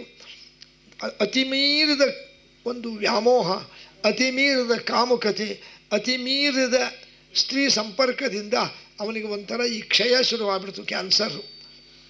ವೈದ್ಯರು ಬಂದು ಹೇಳಿದರು, ಸತ್ಯವತಿಗೆ ನಿಮ್ಮ ಮಗನಿಗೆ ಅತಿಯಾದ ಸ್ತ್ರೀ ವ್ಯಾಮೋಹದಿಂದ ಅವನಿಗೆ ನಿರ್ವೀರ್ಯ ಆಗ್ಯಾನ, ಅವನಲ್ಲಿ ಮಕ್ಕಳಾಗೋದಿಲ್ಲ. ಮತ್ತು ನನ್ನ ವಂಶ ನಿಂತು ಬಿಡ್ತದೆ, ಶಂತನು ವಂಶ ನಿಂತು ಹೋಗ್ತದೆ, ಹೆಂಗಾರ ಮಾಡ್ರಿ, ಇರಲಿಲ್ಲ ಅವನಿಂದ ಅಂತೂ ಆಗೋದಿಲ್ಲ. ಆಗ ಆಗಿನ ಕಾಲ ದ್ವಾಪರ ಯುಗದ ಪದ್ಧತಿ, ಸತ್ಯವತಿ ಏನು ಮಾಡಬೇಕು ಅಂತ ವಿಚಾರ ಮಾಡಿ, ಹಾಗಾದರೆ ನನ್ನ ದೊಡ್ಡ ಮಗ ವೇದವ್ಯಾಸನ್ನೇ ಕೇಳ್ತೀನಿ ಅಂತಂದು ವೇದವ್ಯಾಸ ಅಂದರು. ಪ್ರತ್ಯಕ್ಷ ಆದ. ಅವ್ವ ಕರೆದ್ಯಾ, ನೋಡಪ್ಪ ನಿನ್ನ ತಮ್ಮ ವಿಚಿತ್ರ ವೀರ್ಯ, ಅವನಿಗೆ ಸಂತಾನ ಆಗೋ ಶಕ್ತಿ ಇಲ್ಲ, ಅವನಿಗೆ ಪುಂಸತ್ವ ಇಲ್ಲ. ಅದಕ್ಕೆ ನೀನು ನಾನು ದೊಡ್ಡ ಮಗ, ಆಗಿನ ಕಾಲದ ಪದ್ಧತಿ ಇತ್ತು, ನನ್ನಿಬ್ಬರು ಸೊಸೆಂದರಿಗೆ ಅಂಬಾಲಿಕೆ ಅಂಬಿಕೆಯಲ್ಲಿ ನೀನು ನಿಯೋಗ ವಿಧಿಯಿಂದ ಸಂತಾನ ಕೊಡಬೇಕು. ಇದು ದ್ವಾಪರ ಯುಗದಲ್ಲಿ ಮಾತ್ರ, ಕಲಿಯುಗದಲ್ಲಿ ಈ ಪದ್ಧತಿ ಇಲ್ಲ. ಪದ್ಧತಿ ಮಾಡಲೂಬಾರ್ದು, ಪದ್ಧತಿ ಇಲ್ಲ. ಬೇರೆ ಯುಗದಲ್ಲಿ ತ್ರೇತಾಯುಗ, ಕೃತಯುಗ, ದ್ವಾಪರ ಯುಗದಲ್ಲಿ ಈ ಪದ್ಧತಿ. ಆ ಸ್ತ್ರೀಗೆ ಪುರುಷನಿಂದ ಗಂಡನಿಂದ ಮಕ್ಕಳು ಆಗೋದಿಲ್ಲ ಅಂತ ತೀರ್ಮಾನ ಆದರೆ ದೊಡ್ಡವರಿಂದ ಸಂತಾನ ತಗೋಬೋದು. ಹೇಗೆ ಸಂತಾನ ತೊಗೊಬೋದು? ಸಂಪರ್ಕ ಮಾಡಿ ಅಲ್ಲ, ಬರೀ ಕಣ್ಣು ದೃಷ್ಟಿಯಿಂದ, ಬರೀ ಸ್ಪರ್ಶ ಮಾತ್ರದಿಂದ ಗರ್ಭಿಣಿ ಆಗ್ಬೇಕು, ಹಂಗೆ ಮಾಡ್ತಿದ್ರು. ಅವನಂದ, ಅವ್ವ ಏನಿದೆಯಲ್ಲ ಅಂದರೆ, ಇಲ್ಲಪ್ಪ ನೀವು ಮಾಡಲೇಬೇಕು, ನಮ್ಮ ವಂಶ ನಿಂತು ಹೋಗ್ತದೆ. ಹಾಗಾದರೆ ನಿಮ್ಮಿಬ್ಬರು ಸೊಸೆಂದ್ರಿಗೆ ಹೇಳು, 1 ವರ್ಷ ಅವರು ತಪಸ್ಸು ಮಾಡಬೇಕು, ಜಪ ಮಾಡಬೇಕು, ಎಲ್ಲ ಮಾಡಬೇಕು. ಅವೆಲ್ಲ ಆಗೋದಿಲ್ಲ, ಈಗ ತಕ್ಷಣ ಏನರ ವ್ಯವಸ್ಥೆ ಮಾಡುವ. ಹಾಗಾದ್ರೆ 3 ದಿವಸನ ಮಾಡಲಿ. ಸರಿ, ಅವರು 3 ದಿವಸ ದಿನ ಜಪ ತಪ ಪೂಜಾ ಎಲ್ಲ ಮಾಡಿದ ಮೇಲೆ ವೇದವ್ಯಾಸ ಹೇಳಿದ್ರು, ಅವ್ವ ನಾನು ಅಲ್ಲಿ ಎದುರಿಗೆ ಒಂದು ಚಿಕ್ಕ ಕೊಠಡಿ ರೂಮ್ ಇದೆ, ಅಲ್ಲಿ ಕೂತಿರ್ತೀನಿ ಧ್ಯಾನ ಮಾಡ್ತಾ, ಒಬ್ಬ ಸೊಸೆಯನ್ನು ಕಳಿಸು ಅಂದರು.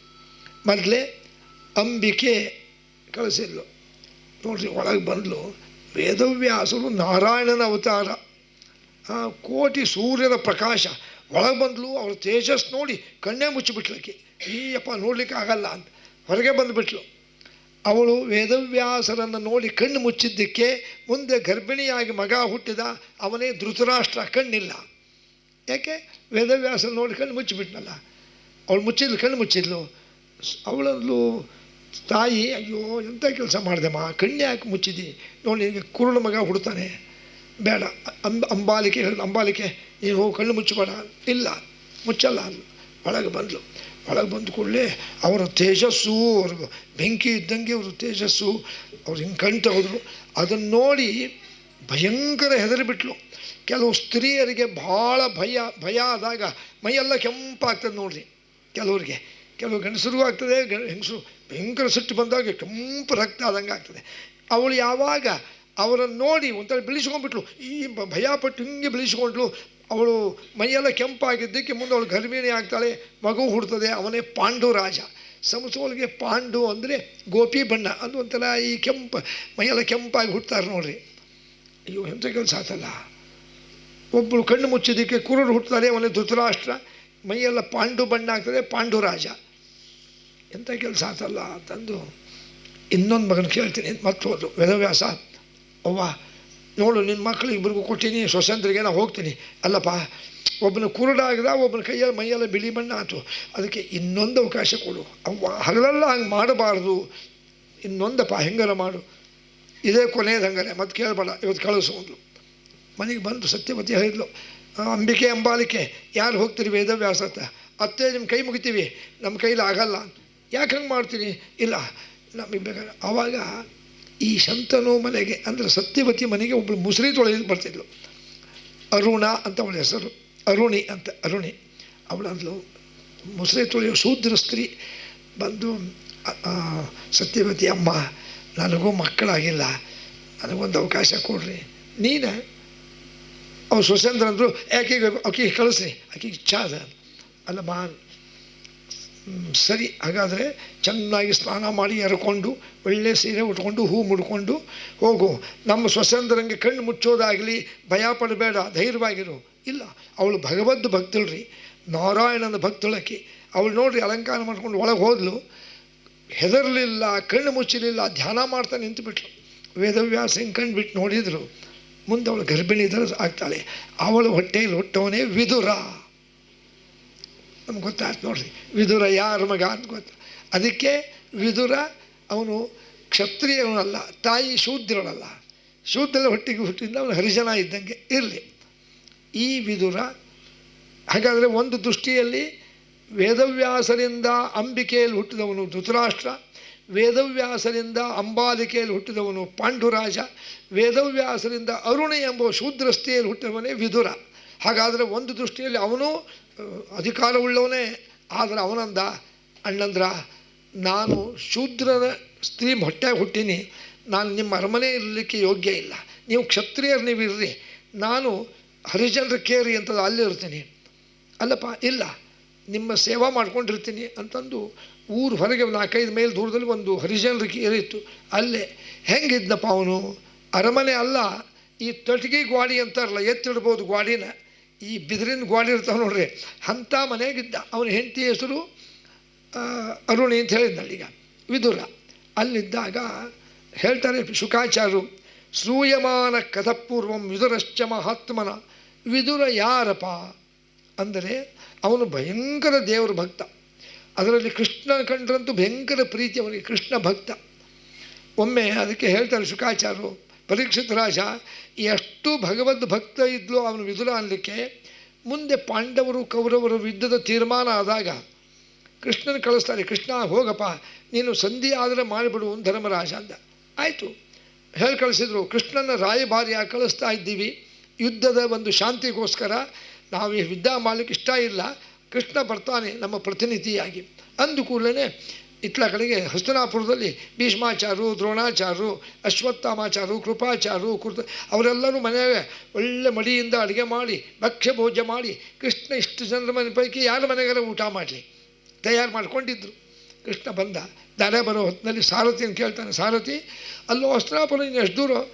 ಕೃಷ್ಣ ನೀ ಬೇಕಾದ ಸತಿ ಬಂದಿಯಲ್ಲ, ಅಲ್ಲೂ ಕಾಣಿಸ್ತದಲ್ಲ ಕಟ್ಟಡ, ಅದೇ ಹಸ್ತನಾಪುರ. ಮತ್ತು ಇಲ್ಲೊಂದು ಪ್ರದೇಶ, ಇದು ಹರಿಜನರ ಕೇರಿ, ಹರಿಜನರ ಕೇರಿಯಿಂದ ಮತ್ತು ನಮ್ಮ ವಿದುರ ಇಲ್ಲೇ ಇರಬೇಕಲ್ಲ.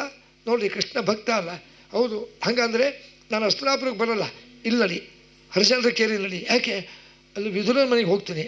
ಅಲ್ಲಿ ಕೃಷ್ಣ ನೀನು ಕಾಯ್ಲಿಕ್ಕತ್ತಾರೆ, ದುರ್ಯೋಧನ, ದುಶ್ಯಾಸನ, ಧೃತರಾಷ್ಟ್ರ ಅವರೆಲ್ಲ ನಿನಗೆ ಭಕ್ಷ್ಯ ಭೋಜ್ಯ ಮಾಡಿ, ದ್ರೋಣಾಚಾರ್ಯರು, ಕೃಪಾಚಾರ್ಯರು, ಅಶ್ವತ್ಥಾಮಾಚಾರ್ಯರು ಎಲ್ಲರೂ ಅಡುಗೆ ಮಾಡಿಕೊಂಡು ನಿನಗೋಸ್ಕರ ಬಿಸಿ ಬಿಸಿ ಅಡುಗೆ ಮಾಡಿಟ್ಟಾರೆ. ಎಲ್ಲಪ್ಪ ಇಲ್ಲಡಿ. ಅಲ್ಲಿ ಬಂದ, ನೋಡ್ರಿ ಎಷ್ಟು ಭಕ್ತ ವಿದುರ ಅಂತ ಹೇಳ್ತೀನಿ. ಮನೆಗೆ ವಿದುರ ಇದ್ದಿಲ್ಲ. ಕೃಷ್ಣ ಬಂದು ಬಾಗಿಲು ತಟಗಿ ಬಾಗಿಲು ಹಾಕಿತ್ತು. ವಿದುರ ಅಂದ. ನೋಡ್ರಿ ವಿದುರ ಅಂದ ಕೂಡಲೇ ಸ್ನಾನ ಮಾಡ್ತಿದ್ದಕ್ಕೆ, ವಿದುರನ ಹೆಂಡತಿ, ಅವಳ ಹೆಸರು ಅರುಣಾನೇ. ಸ್ನಾನ ಮಾಡ್ತಿದ್ಲು. ವಿದುರ ಅಂತ 2 ಸತಿ ಕೂಗಿದಾಗ ಇದು ಕೃಷ್ಣನ ಧ್ವನಿ ಇದ್ದಂಗಿದೆ. ಕೃಷ್ಣ ಭಕ್ತರಲ್ಲಿ ಸರಕ್ನೆ ನೋಡ್ರಿ ಸ್ನಾನ ಮಾಡ್ತಿದ್ಲು. ಆ ಸೀರೆ ಅರ್ಧಮರ್ಧ ಸುತ್ಕೊಂಡ್ಲು, ಓಡಿ ಬಂದು ಬಾಲ್ ತೆಗೆದ್ಲು. ಕೃಷ್ಣ ಅವಳ ಕಣ್ಣ ನೀರು ಬಂದುಬಿಡ್ತು. ಅಯ್ಯೋ ನಮ್ಮ ಮನೆಗೆ ಬಂದೀಯಾ, ಕೈ ಹಿಡ್ಕೊಂಡು ಬಂದ್ಲು. ಹಿಂಗೆ ನೋಡ್ದ, ಏನು ಬೈಕ್ ಹಿಂಗೆ ಅಂತಂದು.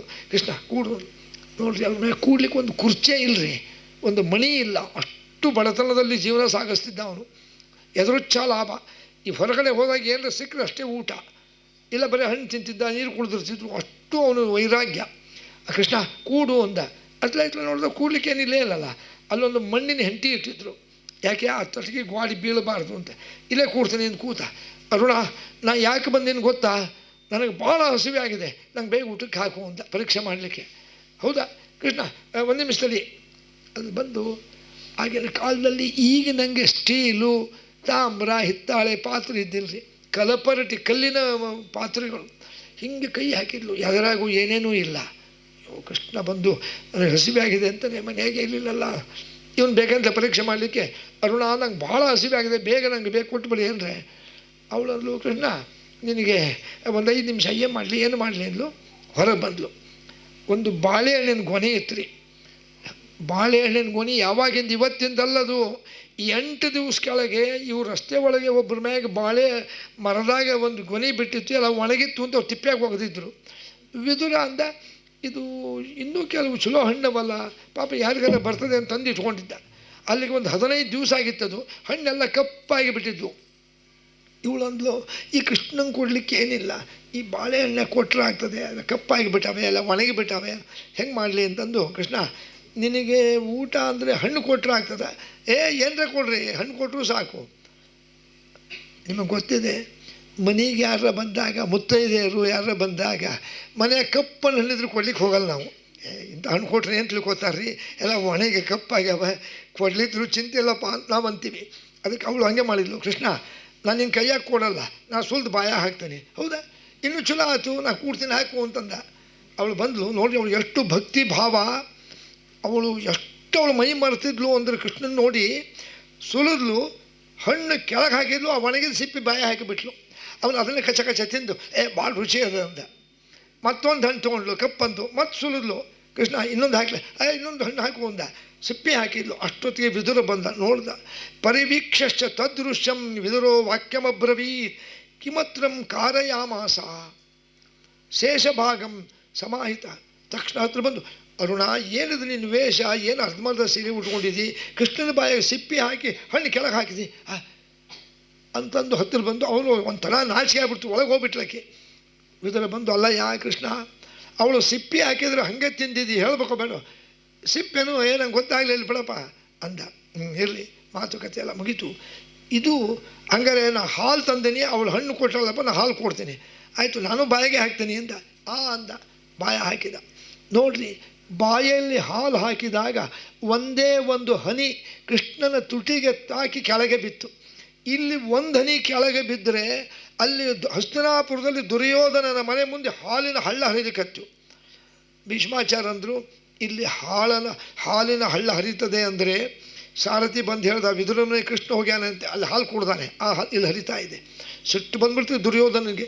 ಅಲ್ಲ, ಭೀಷ್ಮಾಚಾರ್ಯ ದ್ರೋಣಾಚಾರ್ಯ ಎಲ್ಲ ಭಕ್ಷ್ಯ ಭೋಜ ಕಡುಬು ಹೋಳಿಗೆ ಬೋಂಡ ಎಲ್ಲ ಮಾಡ್ಕೊಂಡು ಕಾಯ್ತಾ ಇದ್ದರೆ ಅಲ್ಲಿ ಹೋಗಿ ಏನು ಊಟ ಮಾಡ್ತಾನೆ ಅವನು, ಹರಿಜನ ಮನೆಯೊಳಗೆ ಅವನು ಅತ್ಯಂತ ದರಿದ್ರ ಅಂತ ರಥ ಹತ್ಕೊಂಡ್ಬಂದು ಕೃಷ್ಣನಿಗೆ ಬೈತಾನೆ. ಕಿಮತ್ರಂ ಪುಂಡರೀಕಾಕ್ಷ ಭೀಷ್ಮ ದ್ರೋಣವು ಪರಿತ್ಯಜ್ಯ ಮಾಂಚೈವ ಮಧುಸೂದನ ಕಿಮತ್ರಂ ಪುಂಡರೀಕಾಕ್ಷ ಕೃತಂ ಋಷಲ ಭೋಜನ. ಅಲ್ಲಯ್ಯ, ಭೀಷ್ಮಾಚಾರ್ಯರು ದ್ರೋಣಾಚಾರ್ಯ ಎಲ್ಲರನ್ನು ಬಿಟ್ಟು, ನಮ್ಮೆಲ್ಲರನ್ನು ಬಿಟ್ಟು ಈ ಹರಿಜನನ ದರಿದ್ರ ಮನೆಗೆ ಏನು ಊಟ ಮಾಡಲಿಕ್ಕೆ ಬಂದಿ ಅಂದ. ಕೃಷ್ಣಂದ, ಶುದ್ಧಂ ಭಾಗವತಸ್ಯಾನ್ನಂ ಶುದ್ಧಂ ಭಾಗೀರಥಿ ಜಲಂ. ನನಗೆ ಭಕ್ಷ್ಯ ಭೋಜ್ಯ ಮುಖ್ಯ ಅಲ್ಲ, ನಿಜವಾದ ಭಕ್ತಿ ಮುಖ್ಯ. ವಿದುರ ಅತ್ಯಂತ ನನಗೆ ಪ್ರೀತಿ ಪಾತ್ರನಾದ ಭಕ್ತ, ಅವ್ರ ಗಂಡ ಹೆಂಡತಿ, ನನಗೆ ಭಕ್ಷ್ಯ ಭೋಜ್ಯ ಬೇಡ, ಭಕ್ತಿಯಿಂದ ಕೊಡೋ ಏನೇ ಆದರೂ ಸರಿ. ಅದಕ್ಕೆ ಕೃಷ್ಣ ಗೀತೆ ಒಳಗೆ ಹೇಳ ನೋಡ್ರಿ, ಪತ್ರಂ ಪುಷ್ಪಂ ಫಲಂ ತೋಯಂ ಯೋಮೇ ಭಕ್ತಿಯ ಪ್ರಯಚ್ಛತಿ. ನನಗಾಗಿ ಯಾರು ಹಣ್ಣು ಹೂವು ನೀರು ಕೊನೆಗೆ ಎಲೆ ಕೊಟ್ಟರೂ ಸಾಕು, ನಾನು ಸ್ವೀಕಾರ ಮಾಡ್ತೇನೆ. ವಿದುರನ ಕೊಟ್ಟುಕೊಳ್ಳೇನೆ. ಇಂಥ ವಿದುರ ಅತ್ಯಂತ ಭಗವದ್ ಭಕ್ತ. ಅವನು ರಾಜ್ಯವನ್ನು ಬಿಟ್ಟು ಪ್ರಯಾಗ, ಇವತ್ತಿನ ಅಲಹಾಬಾದ್, ಅಲ್ಲಿಗೆ ಬಂದಿದ್ದ. ಮೈತ್ರೇಯರಿಗೆ ಬಂದರು ಅಂತ ಹೇಳಿದಾಗ ಯಾಕೆ ಬಂದ? ಕಿಮತ್ರಂ ಋಷಿಶ್ರೇಷ್ಠ ತ್ಯಕ್ವಾ ಹಸ್ತಿನಾಪುರ ಉತ್ತಮಂ. ಪರೀಕ್ಷಿತ ಕೇಳ್ತಾನೆ ಶುಕಾಚಾರ್ಯ, ಯಾಕೆ ವಿದುರ ಹಸ್ತಿನಾಪುರ ಬಿಟ್ಟಲ್ಲೇ 400-500 ಮೈಲ್ ದೂರ ಬಿಟ್ಟು ಯಾಕೆ ಬಂದ? ಕಾರಣ ಹೇಳ್ತೇನೆ. ಈ ಮಹಾಭಾರತದ ಯುದ್ಧ ತೀರ್ಮಾನ ಆಗಿಬಿಡ್ತು. ಯುದ್ಧ ತೀರ್ಮಾನ ಆದ ಮೇಲೆ ನೋಡ್ರಿ, ಭಯ ಯಾರಿಗೆ ಗೊತ್ತೇನ್ರಿ? ಧೃತರಾಷ್ಟ್ರನ ಭಯ. ಭೀಮ ಪ್ರತಿಜ್ಞೆ ಮಾಡ್ಯಾನೆ, ದುರ್ಯೋಧನ ತೊಡೆ ಮುರಿತೀನಿ ಅಂತ. ಅರ್ಜುನ ಪ್ರತಿಜ್ಞೆ ಮಾಡ್ಯಾನೆ, ನಾನು ಅನೇಕರನ್ನು ಸಾಯಿಸ್ತೀನಿ ಅಂತಂದು. ಮತ್ತು ಭೀಮ ಪ್ರತಿಜ್ಞೆ ಮಾಡ್ಯಾನೆ, ನನ್ನ ಮಕ್ಕಳನ್ನೆಲ್ಲರನ್ನೂ ಕೊಂದು ಹಾಕ್ತೀನಿ ಅಂತ. ಅದೇ ಯೋಚನೆಯಿಂದ ರಾತ್ರಿ ನಿದ್ದು ಬರ್ತಿದ್ದಿಲ್ಲ ಧೃತರಾಷ್ಟ್ರನಿಗೆ. ಏನು ಮಾಡಬೇಕಪ್ಪ, ಹೆಂಗಾರ ಮಾಡಿ ಇದು ಯುದ್ಧ ನಡೀಬಾರ್ದು, ಯುದ್ಧದಲ್ಲಿ ನನ್ನ ಮಕ್ಕಳೇ ಗೆಲ್ಲಬೇಕು, ಪಾಂಡವರೇ ಸೋಲಬೇಕು, ಹಿಂಗೆಲ್ಲ ಮನಸ್ಸಿನಾಗೆ. ಕೊನೆಗೆ ಯಾವಾಗ ನಿದ್ದೆ ಬರಲಿಲ್ಲ, ಅವರ ಸಾರಥಿ, ಧೃತರಾಷ್ಟ್ರನ ಸಾರಥಿ ಸಂಜಯ ಅಂತ, ಸಂಜಯಂ ಪ್ರೇಷಯಾಮಾಸ, ಹೇಳಿ ಕಳಿಸ್ದ. ಬಂದು ರಾಜರೇ ಹೇಳಿ ಕಳಿಸಿದ್ರ, ಈಗಿಂದೇಗಲ್ಲಿ ಹೋಗಿ ವಿದುರನ್ ಕರ್ಕೊಂಬ ಅಂದರು. ಅಲ್ಲ, ರಾತ್ರಿ 10 ಗಂಟೆ ಆಗಿದೆ, 10 ಗಂಟೆ ಆಗಿದೆ, ಇರಲಿ ಚಿಂತಿಲ್ಲ, 10 ಗಂಟೆ ಆದರೂ ಚಿಂತಿಲ್ಲ, ಹೋಗಿ ವಿದುರನ್ ಕರ್ಕೊಂಬ. ಬಂದ. ರಾತ್ರಿ 10:30 ಆಗಿತ್ತು. ವಿದುರ, ಮಹಾರಾಜರು ನಿಮ್ಮ ಅಣ್ಣಂದ್ರೆ ಕರೀತಾರೆ, ಈಗ ನಾಳೆ ಬರ್ತೀನಿ, ಇಲ್ಲ ಈಗ ಕರ್ಕೊಂಬ ಅಂತಾರೆ. ಬಂದ. ನೋಡ್ರಿ, ಆಗತಂ ವಿದುರಂ ವೀಕ್ಷ ಕುಶಲಾನ್ ವಾಕ್ಯಮಬ್ರವೀತ್. ಎಲ್ಲ ಆದಮೇಲೆ ಅವನು ಮಂಚದ ಮೇಲೆ ಕೂತಿದ್ದ, ಕೆಳಗೆ ಕೂತ ನೆಲದ ಮೇಲೆ. ವಿದುರ ನಮಸ್ಕಾರ ಮಾಡಿ, ಅಣ್ಣ ಕಿಮತ್ರಂ ಪ್ರೇಷಯಾಮಾಸ, ನನಗೆ ಯಾಕೆ ಹೇಳಿ ಕಳಿಸಿದ್ರಿ? ಇಲ್ಲಪ್ಪ, ಯಾಕೆ ಹೇಳಿ ಕಳಿಸಿದೆ ಅಂದರೆ ನನಗೆ ಹೊಟ್ಟೆ ನಿದ್ರೆ ಬರ್ತಿಲ್ಲಪ್ಪ, ರಾತ್ರಿ ಹೊಟ್ಟೆ ಕಣ್ಣು ಹತ್ತಿಲ್ಲ.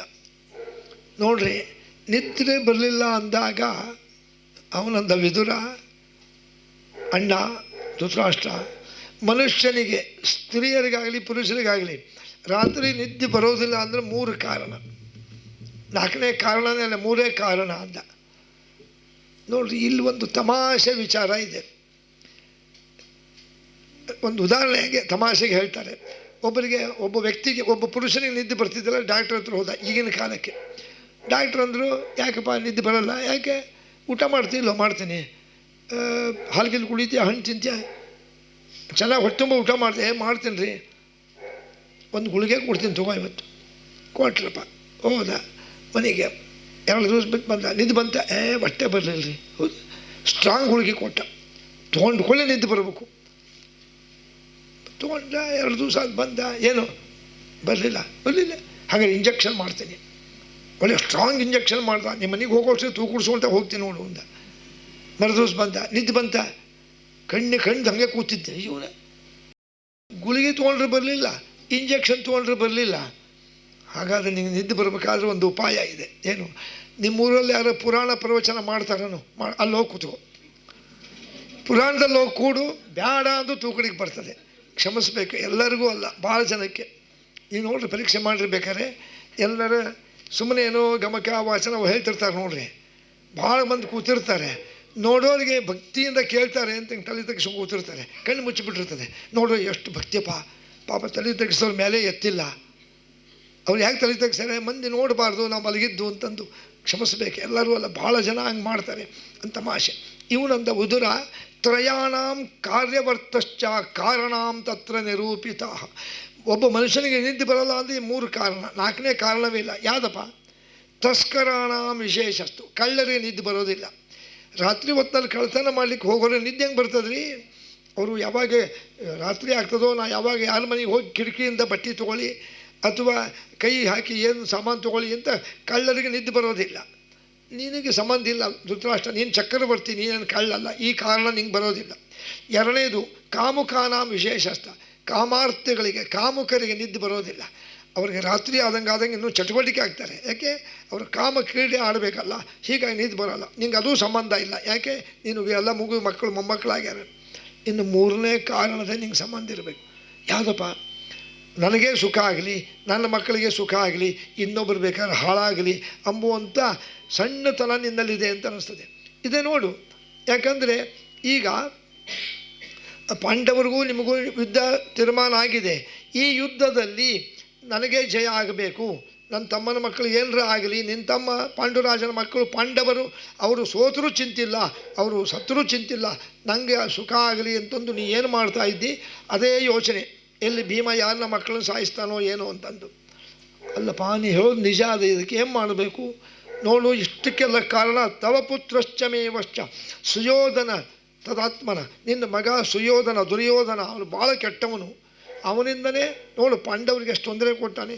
ಮೊದಲು ಅರಗಿನ ಮನೆಯಲ್ಲಿ ಹೇಗೆ ಸುಡ್ಲಿಕ್ಕೆ ಹೋದ, ಆಮೇಲೆ ಅವ್ನು ಕಾಳು ಪಾಲು ಮಾಡ್ದ, ಅವ್ರನ್ನ ಕರೆದು ಪಗಡೆ ಆಡ್ದ, ದ್ಯೂತ ಆಡ್ದ, ಆಟದಲ್ಲಿ ಮೋಸದಿಂದ ಸೋಲಿಸಿದ ಮೇಲೆ ದ್ರೌಪದಿಗೆ ಸಭೆ ಒಳಗೆ ಅವಳು ಸೀರೆ ಎಳೆದು ಅವಮಾನ ಮಾಡಲಿಕ್ಕೆ ಹೋದರು. ಅಲ್ಲಿಂದ ಕಾಡಿಗೆ ಹೋದರು, ಅಲ್ಲಿ ಹೋಗಿ ಅವ್ರಿಗೆ ಅವಮಾನ ಮಾಡಿದರು. ಮತ್ತು ಇಷ್ಟೆಲ್ಲ ನಿನ್ನ ಮಗ ತಪ್ಪು ಮಾಡಿದ್ರು, ನೀನು ಸುಮ್ಮನೆ ಇದೆಯಲ್ಲಯ್ಯ. ತಂದೆ ಆದಂಥ ನೀನು ಹೇಳಬೇಕು ಬೇಡ. ಈಗಾದರೂ ಕಾಲ ಮಿಂಚಿಲ್ಲ. ನಿನಗೆ ಕ್ಷೇಮ ಆಗಬೇಕು ಅಂತಿದ್ರೆ ದುರ್ಯೋಧನ ಮನೆಯಾಗಿ ಇಟ್ಕೋಬೇಡ, ಅವನನ್ನು ಮನೆಯಿಂದ ಹಾಕಿಬಿಡು. ಅವನು ವಿಷದ ಗಿಡ ಇದ್ದಂಗೆ, ವಿಷದ ಮುಳ್ಳಿನ ಗಿಡ. ಅವನು ಮನೆ ಮುಂದೆ ಒಂದು ವಿಷದ ಗಿಡ ಹುಟ್ಟಿದರೆ ಹೋಲ್ಬಿಡು ಅಂತಲ್ಲ, ತೆಗೆದು ಹಾಕಬೇಕು. ಇಲ್ಲ ಮನೆ ತುಂಬ ಅಂಗಳದಾಗೆಲ್ಲ ವಿಷದ ಮುಳ್ಳಿನ ಗಿಡ ಹುಡ್ತಾವೆ. ಹಂಗಿದ್ದಂಗೆ ವಿಷದ ಮುಳ್ಳಿನಂತಿರುವಂಥ ಅವನನ್ನು ಮನೆಯಿಂದ ಹೊರಗೆ ಹಾಕು, ನಿಂಗೆ ಆರಾಮಾಗ್ತದೆ ನೋಡು, ಮನಸ್ಸಿಗೆ ಶಾಂತಿ ಆಗ್ತದೆ. ಅಷ್ಟೊತ್ತಿಗೆ ಬಂದುಬಿಟ್ಟ ದುರ್ಯೋಧನ. ಚಿಕ್ಕಪ್ಪ, ಯಾರಿಗೆ ನೀನು ವಿಷದ ಮುಳ್ಳು ಹೊಂದಿ? ನಾ ಕೆಟ್ಟವನ? ಇಷ್ಟೊತ್ತಿನಲ್ಲಿ ನಿನಗೆ ಯಾರು ಬರಲಿಕ್ಕೆ ಹೇಳಿದ್ರಿಲ್ಲ, ಯಾಕೆ ಬಂದು ಇಲ್ಲಿ? ದೂತರೆ, ಇವನನ್ನು ಕತ್ತಿಡಿದು ಹೊರಗೆ ಹಾಕಿರಿ ಅಂದರು. ಅವನಂದ ದುರ್ಯೋಧನ, ನಾನಾಗಿ ಬಂದಿಲ್ಲಪ್ಪ, ನಿಮ್ಮಪ್ಪ ಧೃತರಾಷ್ಟ್ರ ಹೇಳಿ ಕಳಿಸಿದ್ದಕ್ಕೆ ಬಂದೀನಿ. ನೀನು ಯಾಕೆ ಕತ್ತಿಡಿದಕ್ಕೆ? ನಾನೇ ಹೋಗ್ತೀನಿ ಅಂದ. ಹೊರಟು ಬಿಡು ಬೇಗ, ಇನ್ನೊಂದು ಸತಿ ಬರಬಾಳಿಲ್ಲಿ ಅಂದ. ಆಯಿತು, ಹೊರಗೆ ಬಂದ. ಅವನು ಬರಬೇಕಾದ್ರೆ ಒಂದು ಬಿಲ್ ಹಿಡ್ಕೊಂಬಂದಿದ್ದ. ದುರ್ಯೋಧನ, ಇದು ಯಾವ ಬಿಲ್ ಗೊತ್ತಾ? ತಪಸ್ಸು ಮಾಡಿ ಪಡೆದಂಥ ಬಿಲ್ಲು. ನಾಳೆ ಮಹಾಭಾರತ ಯುದ್ಧದಲ್ಲಿ ನಿನ್ನ ಪಕ್ಷದಲ್ಲಿ ನಿನ್ನ ಜೊತೆಗೆ ನಿಂತು ಯುದ್ಧ ಮಾಡಿ ಪಾಂಡವರನ್ನು ಸೋಲಿಸಬೇಕು ಅಂತಂದಿದ್ದೆ. ನನಗೆ ನೀನು ಅಯೋಗ್ಯ ಅಂತೀಯ, ಕತ್ತಿಡು ದೂಗ್ತೀಯ ಅಂತೀಯ, ನನಗೆ ಅಗೌರವದಿಂದ ಮಾತಾಡಿಸ್ತೀಯ, ಬರಬೇಡ ಅಂತೀಯ. ನಾನು ಬರೋದು ಇಲ್ಲ, ಈ ಬಿಲ್ಲು ನನಗೆ ಬೇಡ ಅಂತ ಬರೋದು ಬಾಗಿಲ ಇಟ್ಟುಬಿಟ್ಟ. ಹೊರಟು ಎಲ್ಲಿಗೆ ಬಂದ? ತೀರ್ಥಯಾತ್ರೆ ಮಾಡ್ತಾ ಇವತ್ತಿನ ಅಲಹಾಬಾದ್ ಪ್ರಯಾಗರಾಜ್ ಅಂತಾರೆ. ಅಲ್ಲಿ ತ್ರಿವೇಣಿ ಸಂಗಮ, ಗಂಗಾ, ಯಮುನಾ ಮತ್ತು ಸರಸ್ವತಿ, ಅಲ್ಲಿ 3 ನದಿ ಸೇರ್ತವೆ. ನಾವೆಲ್ಲ ನೋಡೀವಿ, ನಿಮ್ಮಲ್ಲೂ ಕೆಲವರು ಹೋಗಿರ್ಬೋದು. ಅಲ್ಲಿಗೆ ಬಂದು ಕೂತಿದ್ದ. ಒಂದು ಸ್ವಲ್ಪ ಹೊತ್ತಿಗೆ ಅಲ್ಲಿಗೆ ಉದ್ಧವ ಅಂತ ಒಬ್ಬನು ಬಂದ. ಅವನು ಕೃಷ್ಣನ ಸ್ನೇಹಿತ. ಬಂದು ಕೂಡಲೇ ಹೇಳ್ತು, ಬಂದು ನೀ ಕೃಷ್ಣ ಇದ್ದಂಗೆ ಇದೆಯಾ ನೀನು? ನಾನು ಇದರ ಉದ್ಧವ, ಕೃಷ್ಣನ ಮಿತ್ರ. ಕೃಷ್ಣ ಹೆಂಗಿದ್ದಾನೆ ಅಂದ. ತಲೆ ತಗ್ಗಿಸ್ದ. ಯಾಕಪ್ಪ? ನೋಡು, ನಾನು ದ್ವಾರಕಾಪಟ್ಟಣ ಬಿಟ್ಟು ಕೆಲವು ವರ್ಷಗಳಾದವು. ನಾ ಬರೋ ಹೊತ್ತಲ್ಲಿ ಕೃಷ್ಣ ಅವತಾರ ಮುಗಿಸಿ ಪರಂಧಾಮಕ್ಕೆ ಹೋಗ್ಲಿಕ್ಕೆ ತಯಾರಾಗಿದ್ದ. ಕೃಷ್ಣ ಹೊರಟುಬಿಟ್ನಾ? ಹೌದಪ್ಪ, ಇಷ್ಟೊತ್ತಿಗೆ ಹೋಗಿರ್ಬೋದು. ನಾ ಆಗಲೇ ಅನೇಕ ತಿಂಗಳ ಕೆಳಗೆ ನನ್ನನ್ನು ಕೃಷ್ಣ ಕಳಿಸಾನೆ. ಮತ್ತು ಕೃಷ್ಣ ಏನು ಹೇಳ್ದ ಅಂತ ನೋಡು. ಕೃಷ್ಣ ಕೆಲವು ಉಪದೇಶ ಮಾಡ್ಯಾನೆ ನನಗೆ. ಅದೇ ಸಮಯಕ್ಕೆ ಕೃಷ್ಣನ ಬಳಿಗೆ ಊರು ಹೊರಗೆ ಕೃಷ್ಣ ಕೂತಿದ್ದ. ಅವನಿನ ಅವತಾರ ಮುಗಿಸಬೇಕು ಅಂತ ಮೈತ್ರೇಯರು ಅಂತ ಋಷಿಗಳು ಬಂದಿದ್ದರು. ನನಗೂ ಮತ್ತು ಮೈತ್ರೇಯರಿಗಿಬ್ಬರಿಗೂ ಉಪದೇಶ ಮಾಡಿ ಕೃಷ್ಣ ಹೇಳ್ದ, ಉದ್ಧವ ನೀನು ಇದೇ ದೇಶ ತುಂಬ ಭಾಗವತ ಧರ್ಮಗಳನ್ನು ಹೇಳು ಅಂತ ಹೇಳ್ದ. ಮೈತ್ರೇಯರಿಗೆ ಹೇಳ್ದ, ನೀವು ಉಳಿದವ್ರಿಗೆ ಹೇಳ್ರಿ ಬಿಡ್ರಿ, ಅಲ್ಲಿ ಪ್ರಯಾಗದಲ್ಲಿ ನನ್ನ ಭಕ್ತ ವಿದುರ ಬರ್ತಾನೆ, ಅವನಿಗೆ ಹೇಳ್ರಿ ಅಂತಂದಾರೆ. ಅದಕ್ಕೆ ಇನ್ನೊಂದು ಸ್ವಲ್ಪ ದಿವಸಕ್ಕೆ ಬರ್ತಾರಪ್ಪ ನಿನಗೆ ಅವರು ಉಪದೇಶ ಮಾಡ್ತಾರೆ ಅಂದಾಗ ನೋಡ್ರಿ, ವಿದುರನಿಗೆ ಇಂಥ ದುಃಖ ಆಯಿತು. ಬಿದ್ದು ಹಳ್ಳಿಗೆ ಹತ್ತಿಬಿಟ್ಟ. ಅಯ್ಯೋ, ಕೊನೆಗೆ ಕೃಷ್ಣನ ದರ್ಶನ ನಂಗೆ ಆಗಲಿಲ್ಲ. ಎಷ್ಟು ದಿವಸ ಆಗಿತ್ತು ಕೃಷ್ಣ ದರ್ಶನ ಇಲ್ಲ, ಪರಂಧಾಮಕ್ಕೆ ಹೋಗಿಬಿಟ್ನ ಅವನು. ಆಯಿತು. ಮತ್ತು ಕೃಷ್ಣ ಕೊನೆಗೇನಂದ, ಮೈತ್ರೇಯರೇ ನಮ್ಮ ವಿದುರ ಬರ್ತಾನೆ ಅನ್ನಲ್ಲ, ಕೃಷ್ಣನ ಬಾಯಿನಲ್ಲಿ ನನಗೆ ನಮ್ಮವನು ಅನ್ನಲ್ಲ ಸಾಕು. ಮೈತ್ರೇಯರು ಉಪದೇಶ ಮಾಡಲಿದ್ರು ಚಿಂತಿಲ್ಲ, ದೇವರ ಬಾಯಿನಲ್ಲಿ ನಾನು ನಮ್ಮ ವಿದುರ ಅನ್ನಲ್ಲ ಅಂತಂದಾಗ, ಇಲ್ಲಪ್ಪ ನೀನು ಭಾಳ ಭಗವದ್ಭಕ್ತ ಅಂದಾಗ ಮುಂದೆ ಮೈತ್ರೇಯರು ಬರ್ತಾರೆ. ಅವ್ರು ನೋಡಿ ಸಂತೋಷ ಆಗಿಬಿಡ್ತದೆ ವಿದುರನಿಗೆ. ಓಡಿ ಬಂದು ಅವ್ರ ಪಾದಕ್ಕೆ ನಮಸ್ಕಾರ ಮಾಡಿ ಒಂದು ಮಾತು ಹೇಳ್ತಾನೆ, ಜನಸ್ಯ ಕೃಷ್ಣಾತ್ ವಿಮುಖಸ್ಯ ಲೋಕಾದ್ ಅಧರ್ಮಶೀಲಸ್ಯ ಸುದುಃಖಿತಸ್ಯ ಅನುಗ್ರಹ ಏವ ಚರಂತಿ ನೂನಂ ಭೂತಾನಿ ಭವ್ಯಾನಿ ಜನಾರ್ದನಶ್ಯ. ಮೈತ್ರೇಯರೇ, ನನಗೆ ಉದ್ಧವ ಹೇಳ್ದ ನೀವು ಬರ್ತೀರಿ ಅಂತ. ನೀವು ಅನುಗ್ರಹ ಮಾಡಲಿಕ್ಕೆ ಬಂದಿರಿ. ಯಾಕೆ? ನಿಮಗೆ ಯಾವ ಆಸೆ ಇಲ್ಲ, ದುಡ್ಡಿನ ಆಸೆ ಇಲ್ಲ, ಕೇವಲ ಧರ್ಮ ಪ್ರಚಾರಕ್ಕೋಸ್ಕರ ಬರ್ತಾ ಇದ್ದೀನಿ. ನಾನು ಧನ್ಯನಾದೆ ಅಂತ ಕೂತ್ಕೊಂಡು ಇದೇ ಪ್ರಶ್ನೆ ಕೇಳ್ತಾನೆ. ಸ್ವಾಮಿ, ಹಿಂದೆ ಸ್ವಯಂಭ ಮನುವಿನ ಇಂದ 3 ಹೆಣ್ಣುಮಕ್ಕಳು ಹುಟ್ಟಿದ್ರು. ದೇವಹೂತಿ, ಆಕೂತಿ, ಪ್ರಸೂತಿ, ಪ್ರಿಯವೃತ, ಉತ್ತಾನಪಾದ ಅಂತ ಗಂಡು ಮಕ್ಕಳು. ಅವ್ರ ಚರಿತ್ರೆ ಹೇಳ್ರಿ ಅಂದಾಗ, ಸಾಧುಪುಷ್ಟಂ ತ್ವಯಾ ವತ್ಸ ಲೋಕಾನುಗ್ರಹ ಕಾಂಕ್ಷೆಯ. ನೀನು ಭಾಳ ಒಳ್ಳೆ ಪ್ರಶ್ನೆ ಕೇಳ್ದಿ. ನೋಡಪ್ಪ, ಸ್ವಯಂಭು ಮನುವಿನಿಂದ ದೊಡ್ಡ ಮಗ ಯಾರು? ದೊಡ್ಡ ಮಗಳು ದೇವಹೂತಿ. ಅವಳನ್ನು ಕರ್ದಮರು ಅಂಬೋರಿಗೆ ಕೊಡ್ತಾನೆ. ಒಬ್ಬ ಪ್ರಜಾಪತಿಗಳು ಅಂದರೆ ಪ್ರಜಾ ಸೃಷ್ಟಿ ಮಾಡುವರು ಕರ್ದಮರು. ಆದರೆ ಏನಾಗ್ತದೆ, ಕರ್ದಮರಿಗೆ ವಯಸ್ಸು ಭಾಳ, ಸುಮಾರು ಒಂದು 75 ವರ್ಷ. ದೇವಹೂತಿಗೆ ಒಂದು 20 ವರ್ಷ. ಅವರಂತಾನೆ ಸ್ವಯಂಭು, ನನ್ನ ಮಗಳು ಚಿಕ್ಕವಳು, ನೀವು ಕನ್ಯಾರ್ಥಿ ಮಗಳನ್ನು ಕೊಡ್ರಿ ಅಂತ ಅಂತೀರಿ. ಅನುಮಾನ ಮಾಡಲಿಕ್ಕೆ ಹತ್ತಿದ. ನೋಡಪ್ಪ, ಮತ್ತೆ ಕೊಟ್ಟರೆ ಚೆನ್ನಾಗಿರ್ತದೆ ಅಂದರು. ಮಗಳು ನೋಡಿದ್ಲು. ಅವರು ಮಹಾಜ್ಞಾನಿಗಳಿದ್ದರು. ಗಡ್ಡ ಮೀಸಲೆ ಬೆಳ್ಳಗಾಗಿ ಹೋಗಿದ್ದು, ವಯಸ್ಸಾಗಿತ್ತು. 20 ವರ್ಷದ ಹುಡುಗಿ, 75 ವರ್ಷದ ಹುಡುಗ. ಕರೆದ್ರು ದೇವಹೂತಿ, ಕರ್ದಮರು ನಿನ್ನನ್ನು ಮದುವೆ ಮಾಡ್ಕೋತೀನಿ ಅಂತಾರೆ. ಅವಳು ಹಿಂಗೆ ಅವ್ರನ್ನ ನೋಡಿದ್ಲು. ನೋಡ್ರಿ, ಸ್ತ್ರೀಯರು ಜ್ಞಾನಿಗಳಿರಬೇಕು. ಅವಳು ನೋಡ್ಕೊಳ್ಳಿ, ಅವಳಿಗೆ ಅನುಮಾನ ಆಯಿತು, ಇವರು ಭಾಳ ಜ್ಞಾನಿಗಳು ಅಂತ ಅನ್ನಿಸ್ತದೆ. ಇರಲಿ ಎಂದು ಅಪ್ಪ ಮದುವೆ ಮಾಡಿಕೊಡು ಅಂದರು. ಮದುವೆ ಮಾಡಿಕೊಟ್ಬಿಟ್ಟ. ಕರ್ಕೊಂಬಂದ್ರು ಮನೆಗೆ. ನೋಡ್ರಿ, ಇಲ್ಲ ನಿನ್ನ ಮೇಲೆ ಭಾಳ ಪ್ರೀತಿ ಇತ್ತು, ಅದಕ್ಕೆ ಮದುವೆ ಮಾಡ್ಕೊಂಬಂದೆ ಅಂತ ಅಂದರು. ಮನೆಗೆ ಬಂದು ಕೂಡಲೇ ದೇವಹೂತಿ, ಇದು ನಮ್ಮ ಆಶ್ರಮ ಕಾಡಿನಲ್ಲಿ, ನಿನ್ನ ದಿನಚರಿ ಏನು ಅಂತ ಹೇಳ್ತೀನಿ ಕೇಳು. ಯದ್ಯಪಿ ನೀನು ಸ್ವಯಂಭುವಿನ ಮಗಳು ರಾಜಕುಮಾರಿ, ಆದರೆ ಇಲ್ಲಿ ಬಂದಾಗ ನೀನು ಋಷಿ ಪತ್ನಿ. ನಾನು ಮೈತ್ರೇಯ ಒಬ್ಬ ಋಷಿ. ನೀ ಇಲ್ಲಿ ಮಾಡಬೇಕಾದ ಒಂದು ಬೆಳಗ್ಗೆ 4:15 ಹೇಳಬೇಕು. ಎದ್ದು ಅಲ್ಲೊಂದು ಬಾವಿ ಇದೆ ನೋಡು, ಆ ಬಾವಿಯಲ್ಲಿ ನೀರು ಸೇರಿಕೊಂಡು ಸ್ನಾನ ಮಾಡಬೇಕು. ಬಾವಿ ಮೇಲೆ ತಣ್ಣೀರು, ಒಂದು ಕೊಡ ನೀರು ತೊಗೊಂಬಂದು ಗೋಮಯ ಹಾಕಿ, ಮನೆ ಮುಂದೆ ದೊಡ್ಡ ಅಂಗಳ ಇದೆ, ಎಲ್ಲ ತಳಿ ಹೊಡೆದು ಹೋಮ ಕುಂಡಗಳಿಗೆಲ್ಲ ರಂಗೋಲಿ ಹಾಕಿ ತಯಾರು ಮಾಡಬೇಕು. 6 ಗಂಟೆ ನಮ್ಮ ಶಿಷ್ಯರು ಬರ್ತಾರೆ, ಎಲ್ಲ ಹೋಮ ಎಲ್ಲ ಶುರುವಾಗ್ತದೆ. ಒಂದು ಹೋಮ ಮುಗಿದ ಮೇಲೆ ಅವ್ರಿಗೆಲ್ಲ ಉಪಹಾರ ಮಾಡಬೇಕು. ಅವರಿಗೆಲ್ಲ ಹಾಲು ಕರ್ಕೊಂಬಂದು ಹಾಲು ಕಾಯಿಸ್ಕೊಡ್ಬೇಕು. ಮುಂದೆ ಅಡುಗೆ ಮಾಡಬೇಕು. ಅವರಿಗೆಲ್ಲ 10-15 ಜನಕ್ಕೆ ಊಟಕ್ಕೆ ಹಾಕಬೇಕು. ಆ ಪಾತ್ರೆಗಳನ್ನು ತೊಳಿಬೇಕು. ಮತ್ತೆ ಸ್ವಚ್ಛ ಮಾಡಬೇಕು. ಸಾಯಂಕಾಲಕ್ಕೆ ಮತ್ತೆ ನಮಗೆ ಊಟ ಉಪಚಾರದ ವ್ಯವಸ್ಥೆ ಮಾಡಬೇಕು, ನನಗೆ ನಮ್ಮ ಶಿಷ್ಯರಿಗೆ. ನೋಡ್ರಿ, ಒಂದಕ್ಕದು ಇಲ್ಲ ಅಲ್ಲಿಲ್ಲ ಅವಳು. ಆಯಿತು ಅಂದ್ಲು. ಅದಕ್ಕೆ ಶುಕ ಹೇಳ್ತಾರೆ, ಮೈತ್ರೇಯರು, ವಿದುರ, ನಿನ್ನ ಪ್ರಶ್ನೆಗೆ ಉತ್ತರ ಹೇಳ್ತೀನಿ. ಅವಳು ದೇವಹೂತಿ ಹೆಂಗಿದ್ಲು ಗೊತ್ತೇನು? ತಸ್ಯರೂಪಂ ಪ್ರಕರ್ತವ್ಯಂ ಪರಿವೀಕ್ಷಶ್ಚ ಕೇರಣಂ. ಅತ್ಯಂತ ಸೌಂದರ್ಯ ರಾಶಿ ಅವಳು ಎಷ್ಟು ಸುಂದರವಾಗಿದ್ಲು ಅನ್ನಲಿಕ್ಕೆ ಭಾಗವತ ಒಂದು ಮಾತು ಹೇಳ್ತದೆ. ಇನ್ನೂ ಮದುವೆ ಆಗಿದ್ದಿಲ್ಲ, ಇನ್ನೂ ಒಂದು 20 ವರ್ಷ ಆಗ್ತಾ ಬಂದಿತ್ತು. ಮನೆ ಮೇಲೆ ಚೆಂಡು ಆಡ್ತಿದ್ಲು. ಚೆಂಡನಂತೆ ಅವಳು ಕುಣ್ಕೊಂಡು ಆಡ್ತಿದ್ಲು. ಆಕಾಶದಲ್ಲಿ ಚಿತ್ರರಥ ಅಂತ ಒಬ್ಬ ಗಂಧರ್ವ ಹೋಗ್ತಿದ್ದ ವಿಮಾನದಾಗೆ, ಹೆಂಡತಿ ಮಕ್ಕಳ ಜೊತೆಗೆ, ಹೆಂಡತಿ ಜೊತೆಗೆ ಹಿಂಗೆ ಬಗ್ಗೆ ನೋಡ್ದ. ಯಾರಪ್ಪ ಇವಳು, ಅಬ್ಬಬ್ಬ ಎಂಥ ಸೌಂದರ್ಯ ಅಂತ ಅವಳ ರೂಪಕ್ಕೆ ತಲೆ ತಿರುಗಿ ಬಿದ್ದುಬಿಟ್ಟ. ಆ ವಿಮಾನ ಕೆಳಗೆ ಬಂತು. ಹೆಂಡತಿದ್ಲು, ಯಾಕೆ ಬಿದ್ದ್ರಿ ಅಂದ್ಲು. ಅವಳು ಹೆಂಡತಿಗೆ ಹೆಂಗೆ ಹೇಳ್ತಾನೆ, ಅವಳ ರೂಪಕ್ಕೆ ನೋಡಿ ಮರುಳಾಗಿ ಬಿದ್ದೆ ಅಂತ ಅನ್ನಲಿಲ್ಲ. ಇಲ್ಲ, ಯಾಕೋ ತಲೆ ತಿರುಗಿ ಬರ್ರಿ ಅಂದ್ಲು. ಅಂದರೆ ಗಂಧರ್ವರೇ ಸುಂದರರು, ಅಂಥ ಗಂಧರ್ವರು ದೇವಹೂತಿಯನ್ನು ನೋಡಿ ಅವಳ ರೂಪಕ್ಕೆ ಮರುಳಾಗಿ ತಲೆ ತಿರುಗಿ ಬಿದ್ದಾರೆ ಎಂದು ಅಷ್ಟ ಸೌಂದರ್ಯ. ಆದರೆ ಇಲ್ಲಿ ಬಂದಾಗ ಅವರು ಕರ್ದಮರಿಷ್ಟು ಹೇಳಿಬಿಟ್ರು. ದಿನ ಶುರುವಾತಪ್ಪ. ಒಂದು ದಿವಸ ಅವಳನ್ನು ಮುಟ್ಟಲಿಲ್ಲ, ಅವಳು ಮಾತಾಡಿಸ್ಲೇ ಇಲ್ಲ. ಬೆಳಗ್ಗೆ 4:00 ರಾತ್ರಿ 12:00 ತನಕ ಕೆಲಸ ಆಗ್ತಿತ್ತು ಅವಳಿಗೆ, ಒಬ್ಬಳೇ. ಆಗಿನ ಕಾಲದಲ್ಲಿ ಮನೆಗೆ ಆಳು ಕಾಳು ಇದ್ದಿದ್ದಿಲ್ಲ. ಆದರೆ ಒಂದು ದಿವಸ ಅವಳು ಬೇಜಾರು ಮಾಡ್ಕೊಳ್ಳಿಲ್ಲ. ನನಗೆ ಇಷ್ಟು ಪ್ರೀತಿಯಿಂದ ಮದುವೆ ಮಾಡ್ಕೊಂಡ್ಬಂದು ಅವರೆಲ್ಲ ಹೋಮ ಮುಗಿಸಿ ಹೋಮ ಕುಂಡದ ಹತ್ರ ಮಲ್ಕೋತಾರೆ, ನಾನು ಅಡುಗೆ ಮನೆ ಒಳಗೆ ಒಲೆ ಮುಂದೆ ಮಲ್ಕೋತೀನಿ. ನನಗೆ ಮಾತೇ ಆಡ್ತಿಲ್ಲ, ನಾನು ನೋಡ್ತಾನೂ ಇಲ್ಲ, ನನ್ನ ಕಡೆ ಗಮನನೇ ಇಲ್ಲಲ್ಲ ಅಂದ್ಕೊಳ್ಳಿಲ್ಲ ಅವಳು.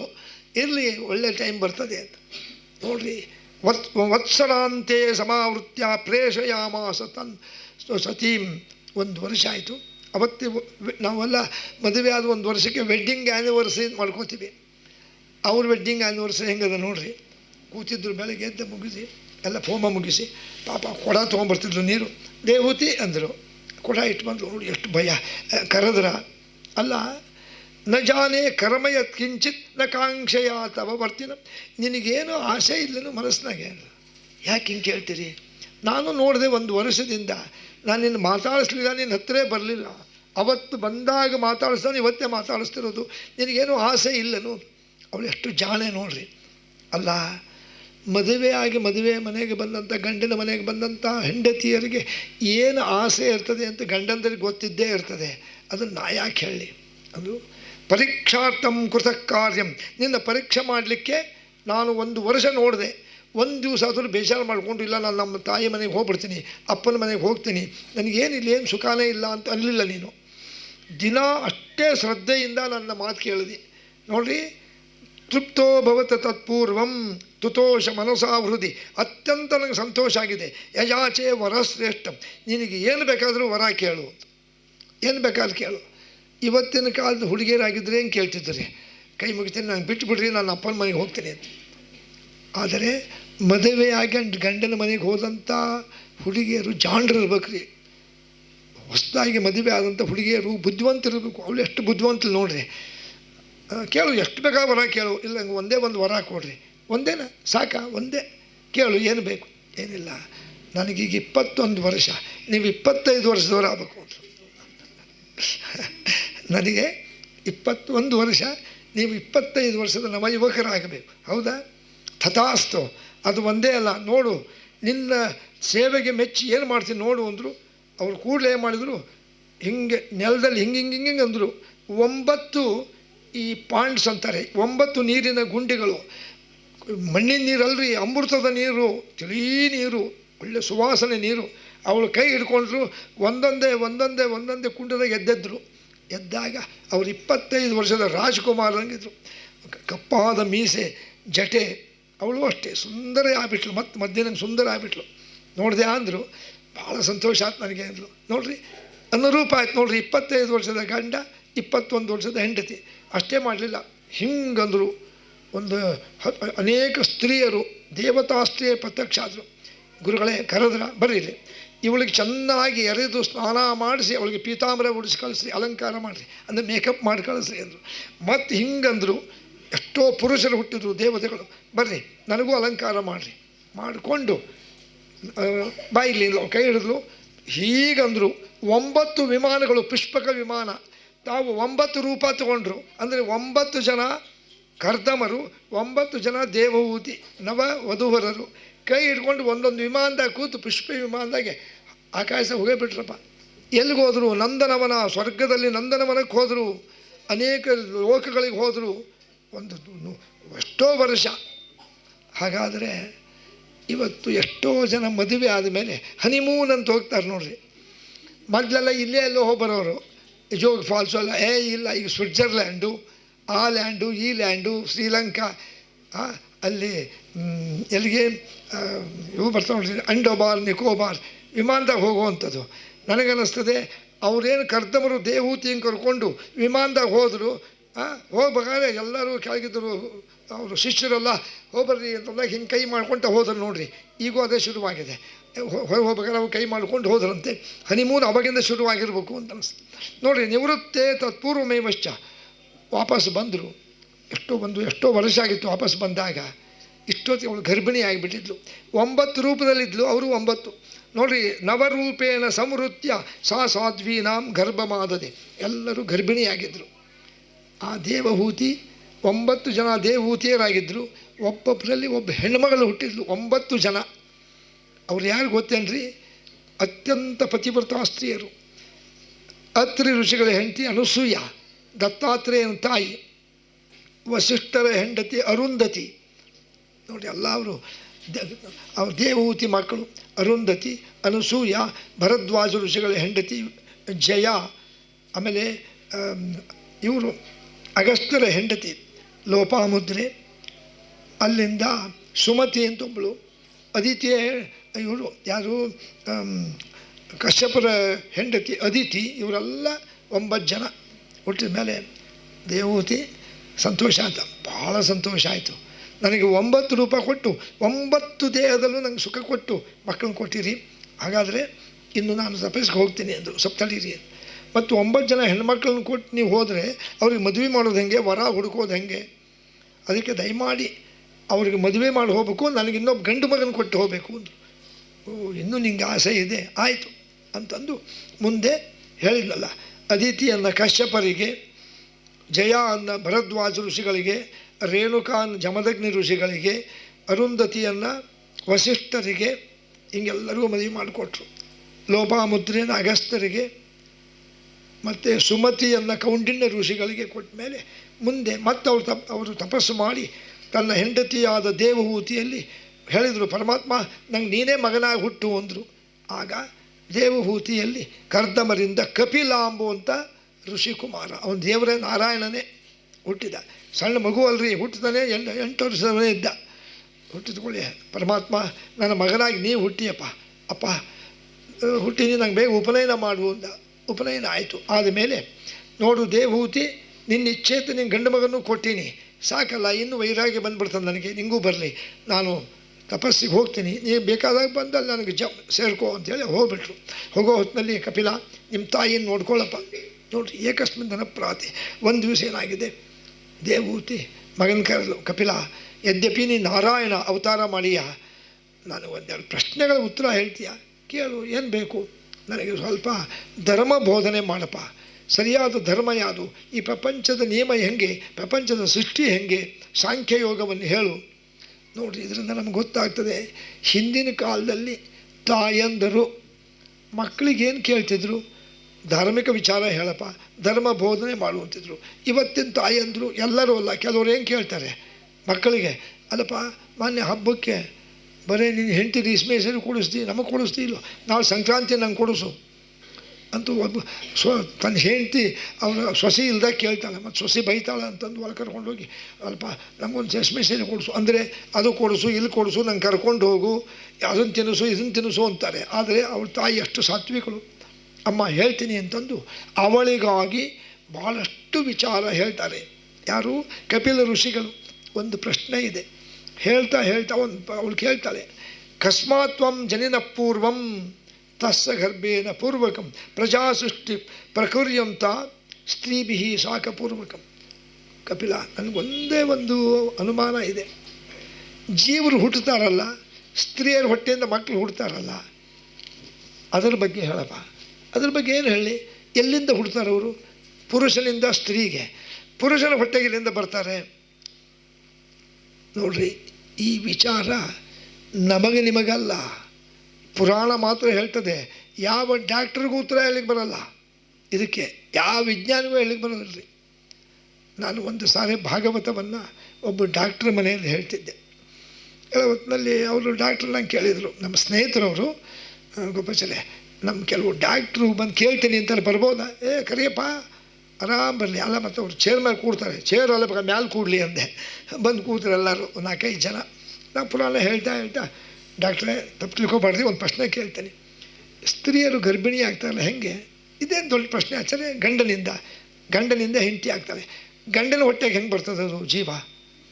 ಗಂಡನ ಹೊಟ್ಟೆಗೆ ಒಬ್ರಿಗೊಬ್ರು ಮಾತಾಡ್ಲಿಕ್ಕೆ ಹತ್ತಿದ್ರು. ಅದು ಇಲ್ಲ, ಅಲ್ಲೇ ಹುಡ್ತದೆ.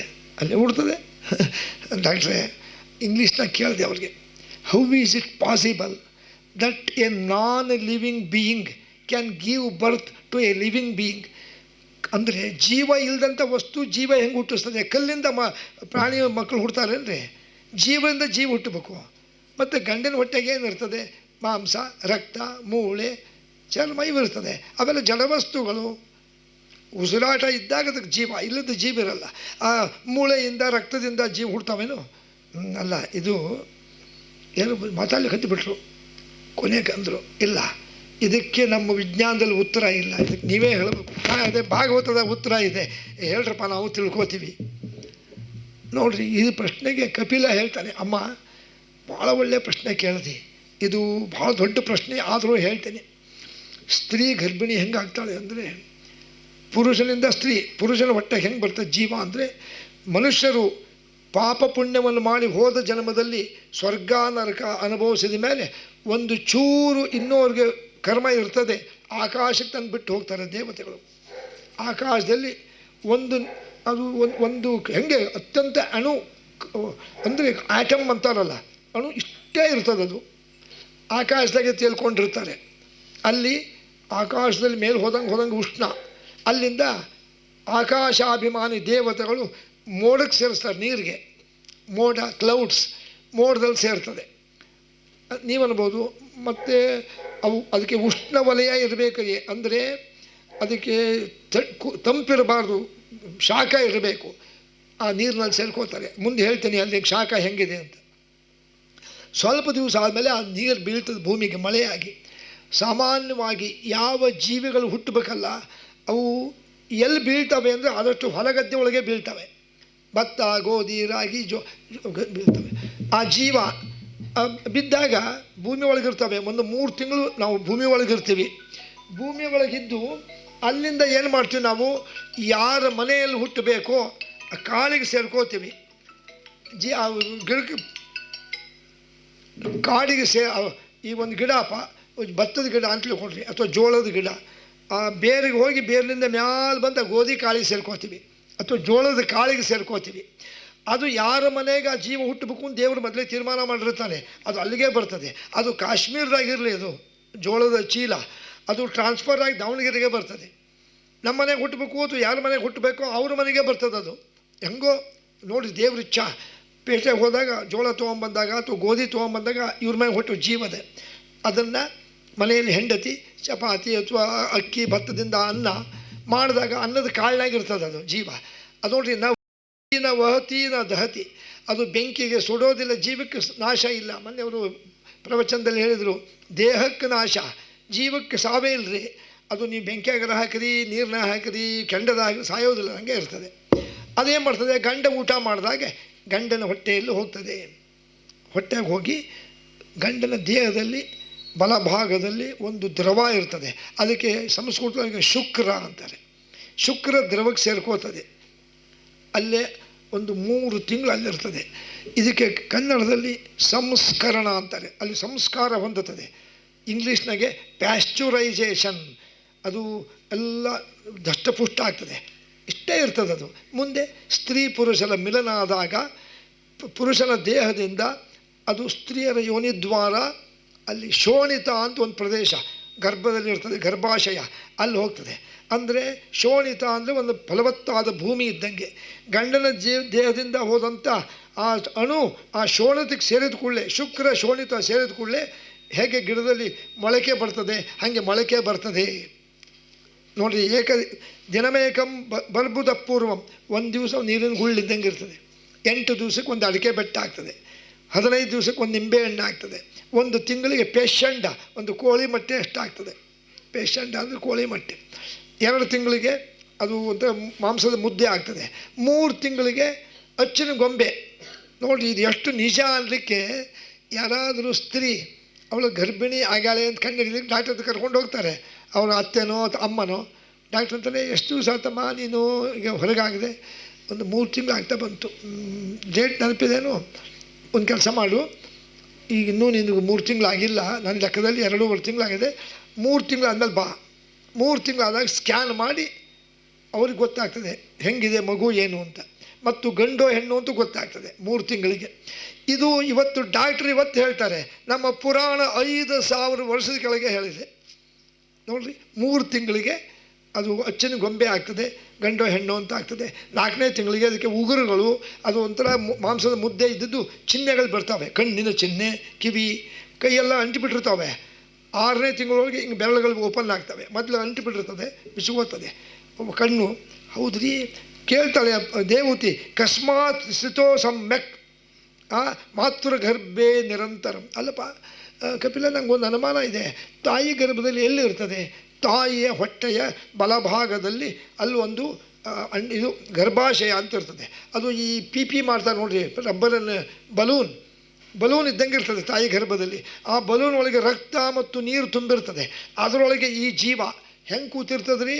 2 ಕೈಗಳನ್ನು ಕಣ್ಣಿಗೆ ಒತ್ಕೊಂಡು, ತಲೆಯನ್ನು ತನ್ನ ಮಂಡಿ ಮೇಲೆ ಎಳ್ಕೊಂಡು, ಮಂಡಿ ಒಳಗೆ ಸಿಗಿಸಿಕೊಂಡು ಕೂತಿರ್ತದೆ. ತಾಯಿಯ ಹೊಕ್ಕಳು ಹುರಿ, ಮಗುವಿನ ಹೊಕ್ಕಳು ಹುರಿ ಜಾಯಿಂಟ್ ಇರ್ತದೆ. ಅದಕ್ಕೆ ಮತ್ತೆ ತಾಯಿ ಉಂಡಿದ್ದೇ ಮಗುಗೆ ಆಹಾರ. ಈಗ ಭಾಳ ಚಳಿ ಇದೆ ಅಂತ ಬಿಸಿ ಬಿಸಿ ಬಿಸಿ ಕಾಫಿ ಕುಡಿತಾಳೆ. ಅದಕ್ಕೆ ಮೈಯೆಲ್ಲ ಸುಟ್ಟಂಗೆ ಆಗ್ತದೆ, ಈ ಬಿಡಿ ಬಿಡಿ ಒದ್ದಾಡ್ತದೆ, ಹೇಳಿ ಬರಲ್ಲ, ಕೈಯೆಲ್ಲ ಬಿಗಿಯಾಗಿಬಿಟ್ಟಿರ್ತದೆ. ತಾಯಿ ಹೊಕ್ಕಳೂರಿ ಮಗುವಿನ ಹೊಕ್ಕಳೂರಿ ಹಿಂಗೆ ಸುತ್ತಿ ಬಿಟ್ಟಿರ್ತದೆ, ಹಗ್ಗ ಸುತ್ತಿದಂಗೆ. ಅಷ್ಟಲೈತ್ರ ಅಳ್ಳಾಡಿ ಬರಲ್ಲ, ಚಿಕ್ಕ ಚಿಕ್ಕ ಕ್ರಿಮಿ ಕಡಿತಿರ್ತವೆ.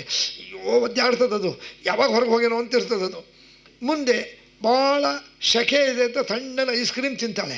ಆ ಮಗುಗೆ ಒಂಥರ ಚಳಿ ಎತ್ತದಂಗೆ ತಡ ನಡುಗ್ತದೆ.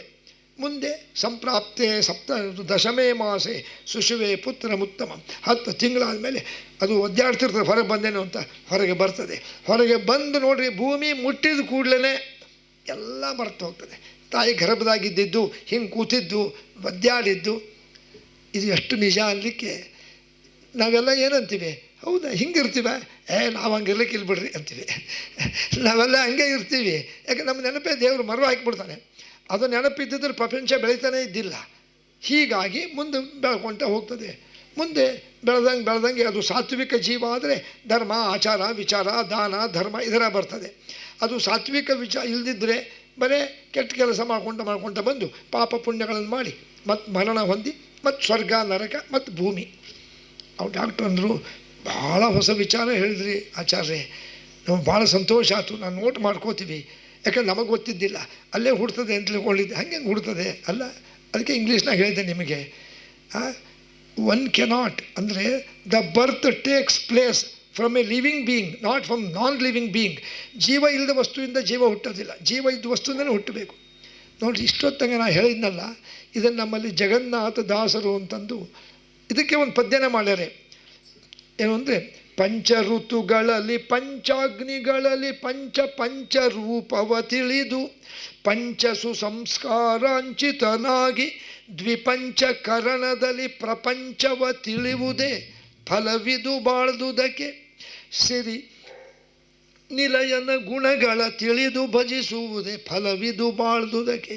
ಇದು ತಿಳ್ಕೋಬೇಕು ನಾವು. ಪಂಚ ಋತುಗಳಲ್ಲಿ ಮಗು ಹಾಸಿ ಬಂತು. ಮೊದಲೇ ಆಕಾಶದ ಬಿಟ್ಟು ಹೋದ್ರಲ್ಲ, ಆಕಾಶದಲ್ಲಿ ಗಾಳಿ, ನಿಮಗೆ ಗೊತ್ತಿದೆ, ವಿದ್ಯುತ್ ಶಕ್ತಿ ಗಾಳಿಯಿಂದನೂ ತಯಾರು ಮಾಡ್ತಾರೆ. Air current, wind mill. ಹಾಗಾದರೆ ಕರೆಂಟ್ ಅಂದರೆ ಅದೇ ಋತು. ಸಂಸ್ಕೃತವಾಗಿ ಋತು ಅಂದರೆ ಇಂಗ್ಲೀಷ್ನಾಗಿ ಕರೆಂಟ್, ಕನ್ನಡದಲ್ಲಿ ಉಷ್ಣವಲಯ. ಪಂಚ ಋತು. ಮೊದಲೇ ಋತು ಯಾವುದು? ಆಕಾಶ. ಎರಡನೇದು ನೀರು, ವಾಟರ್ ಕರೆಂಟ್. ವಿದ್ಯುತ್ ಶಕ್ತಿ ಉತ್ಪತ್ತಿ ಆಗೋದೇ ನೀರಿಂದ. ಎರಡನೇ ಕರೆಂಟು ಅಂದರೆ ಋತು, ಸಂಸ್ಕೃತ ಋತು. ಮೂರನೇದು ಭೂಮಿ. ನೋಡಿರಿ, ಭೂಮಿ ತೋಡ್ಕೊಳ್ತಾ ಹೋಗ್ರಿ, ಹೊಗೆ ಬರ್ತದೆ, ಬಿಸಿ ಇರ್ತದೆ, ಅಲ್ಲಿ ಭಾಳ ಜಳ. ಮೂರನೇದು ಅರ್ತ್ ಕರೆಂಟ್. ನಾವಂತೀವಿ ಅರ್ತ್ ಕರೆಂಟ್ ಅಂತ. ನಾಲ್ಕನೇದು ಪುರುಷನ ದೇಹ, ಮನುಷ್ಯನ ಹೊಟ್ಟೆಯಲ್ಲಿ ಹೊಟ್ಟೆ ಮುಟ್ಕೊಂಡ್ರೆ ಯಾಕೆ ಬಿಸಿ ಇರ್ತದೆ, ಹೊಟ್ಟೆ ಒಳಗೆ ಶಾಖ ಋತು ಇದೆ. ಐದನೇದು ಮಾತೃ ಋತು, ಋತು ಅಂದರೆ ಹೀಟು. ಅಷ್ಟೇ ಅಲ್ಲ, ಎಲ್ಲರಿಗೂ ಗೊತ್ತಿದೆ ಸ್ತ್ರೀಯರಿಗೆ ಋತುಸ್ರಾವ ನಿಂತ ಮೇಲೆ ಗರ್ಭ ಧರಿಸೋದು ಅಲ್ಲ, ಅದಕ್ಕೆ ಐದನೇ ಋತು ಮಾತೃ. ಅದಕ್ಕೆ ಪಂಚ ಋತುಗಳಲ್ಲಿ ಆಕಾಶ, ನೀರು, ಭೂಮಿ, ಪಿತೃ, ಮಾತೃ, ಪಂಚ ಋತುಗಳಲ್ಲಿ, ಪಂಚಾಗ್ನಿಗಳಲ್ಲಿ. ಕಣ್ಣಲ್ಲಿ ನೀರು ಬರಕತ್ಬಿಡ್ತು. ಕಪಿಲ ಎಷ್ಟು ವಿಚಾರ ಹೇಳ್ದಪ್ಪ, ಭಾಳ ಸಂತೋಷ ಆತಪ್ಪ, ನನಗೆ ಇವೆಲ್ಲ ಗೊತ್ತೇ ಇದ್ದಿಲ್ಲ ಅಮ್ಮ. ಅದಕ್ಕೆ ಈ ಪ್ರಪಂಚದ ಸೃಷ್ಟಿಗಳನ್ನು ತಿಳ್ಕೋಬೇಕು.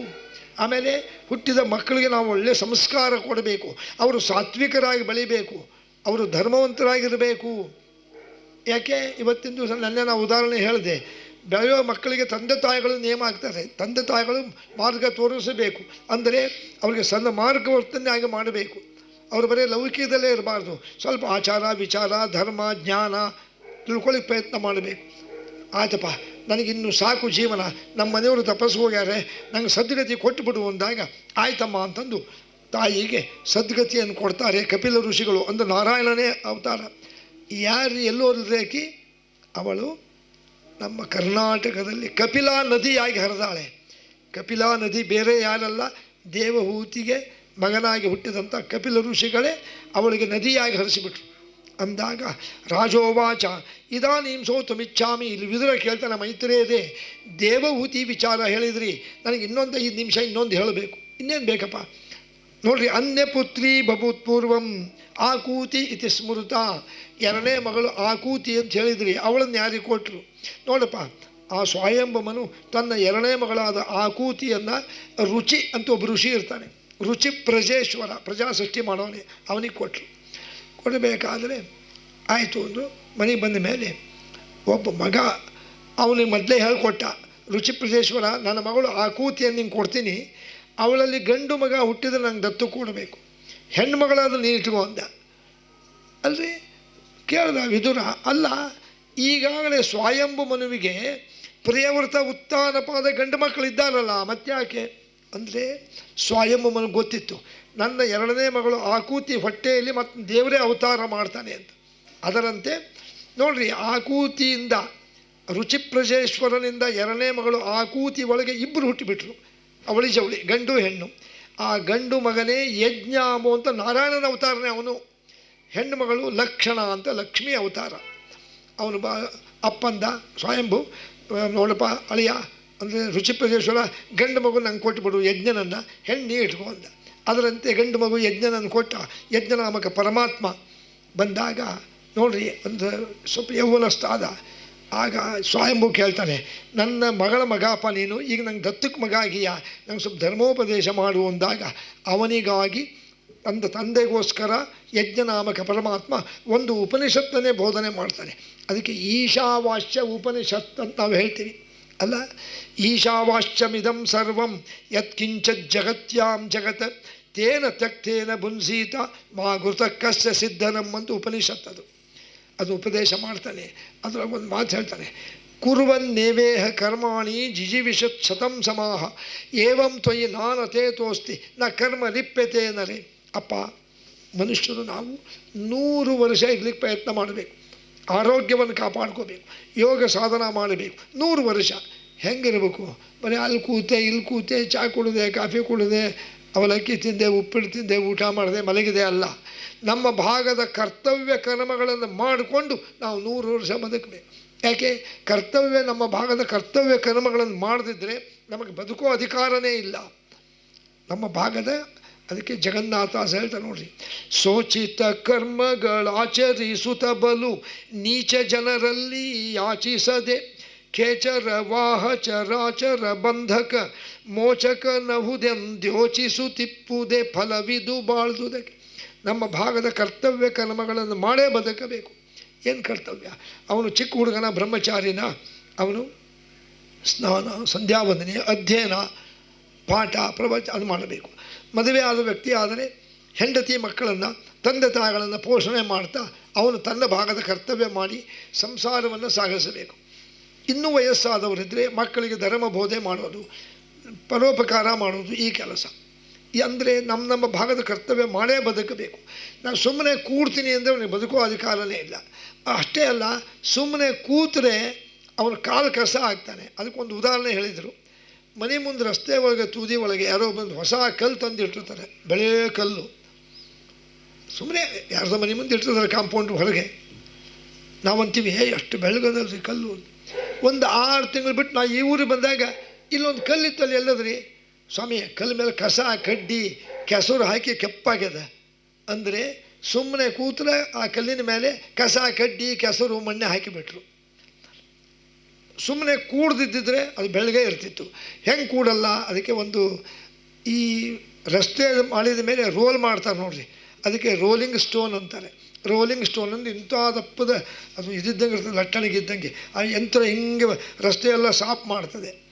ಒಂದು ಗಾದೆ ಮಾತೇ ಇದೆ ಇಂಗ್ಲೀಷ್ನಾಗೆ, ದ ರೋಲಿಂಗ್ ಸ್ಟೋನ್ ಟೇಕ್ಸ್ ನನ್. ತಿರುಗ್ತಿರುವಂಥ ಕಲ್ಲಿನ ಗಾಲಿಗೆ ಅದು ಯಾವುದನ್ನು ಹಿಡ್ಕೊಂಬಲ್ಲ, ಮಣ್ಣು ಗಿಣ್ಣು ಯಾವುದೂ ಅಂಟೋದಲ್ಲ, ಹಾಗೇ ಇರ್ತದೆ.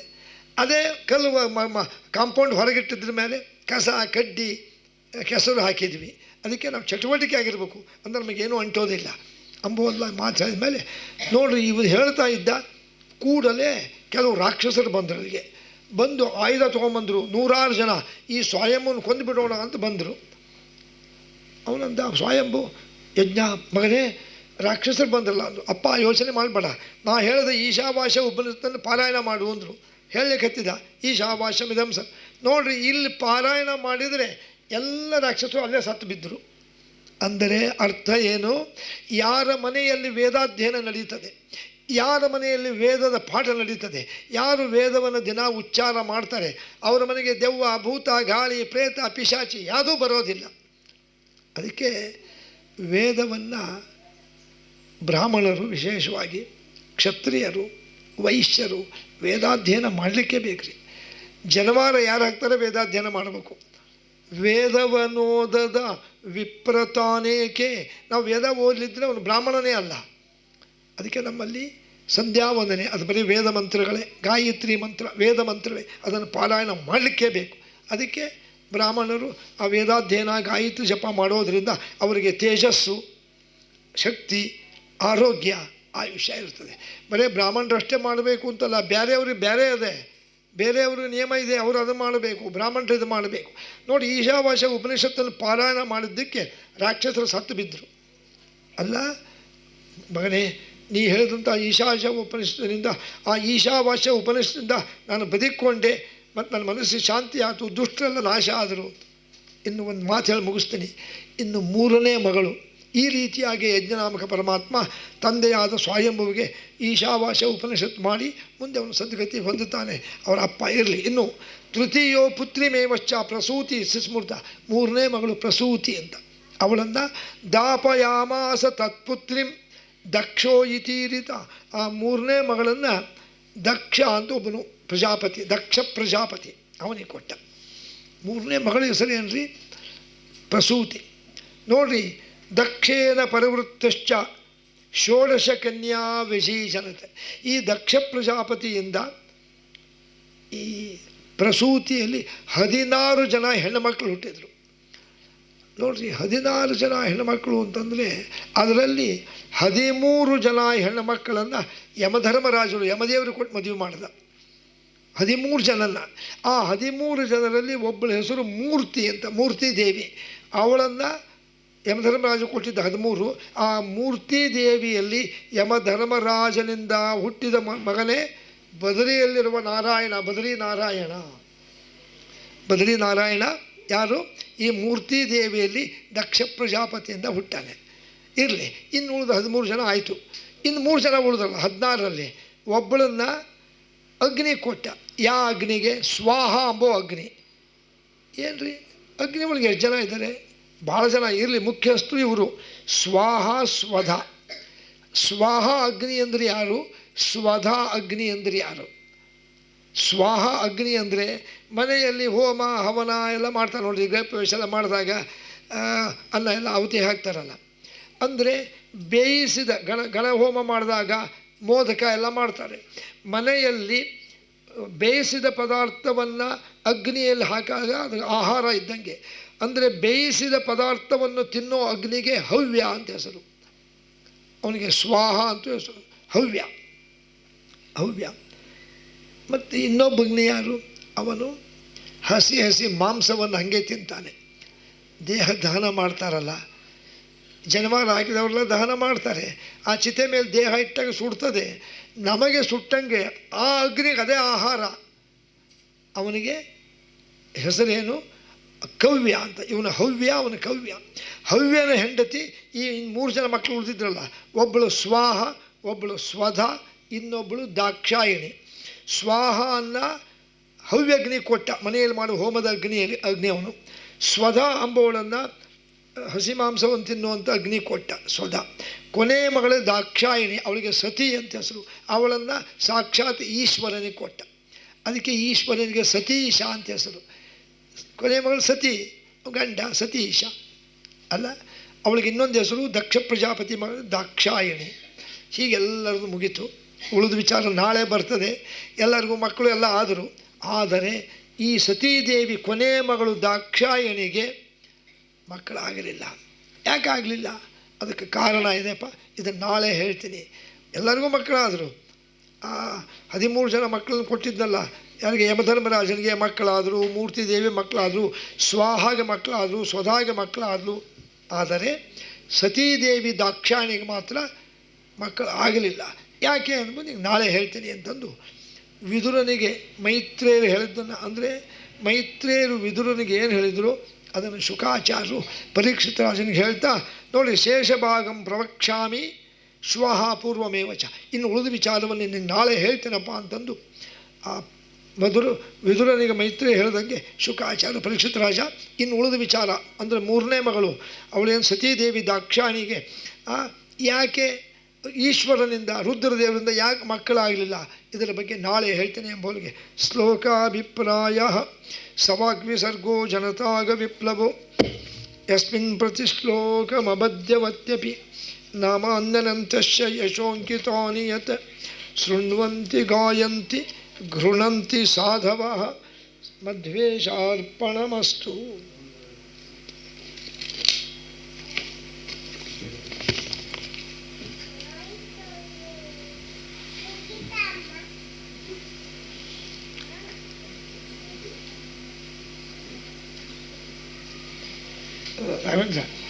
ರಾಘವೇಂದ್ರ ಅಷ್ಟಾಕು ಸರ್.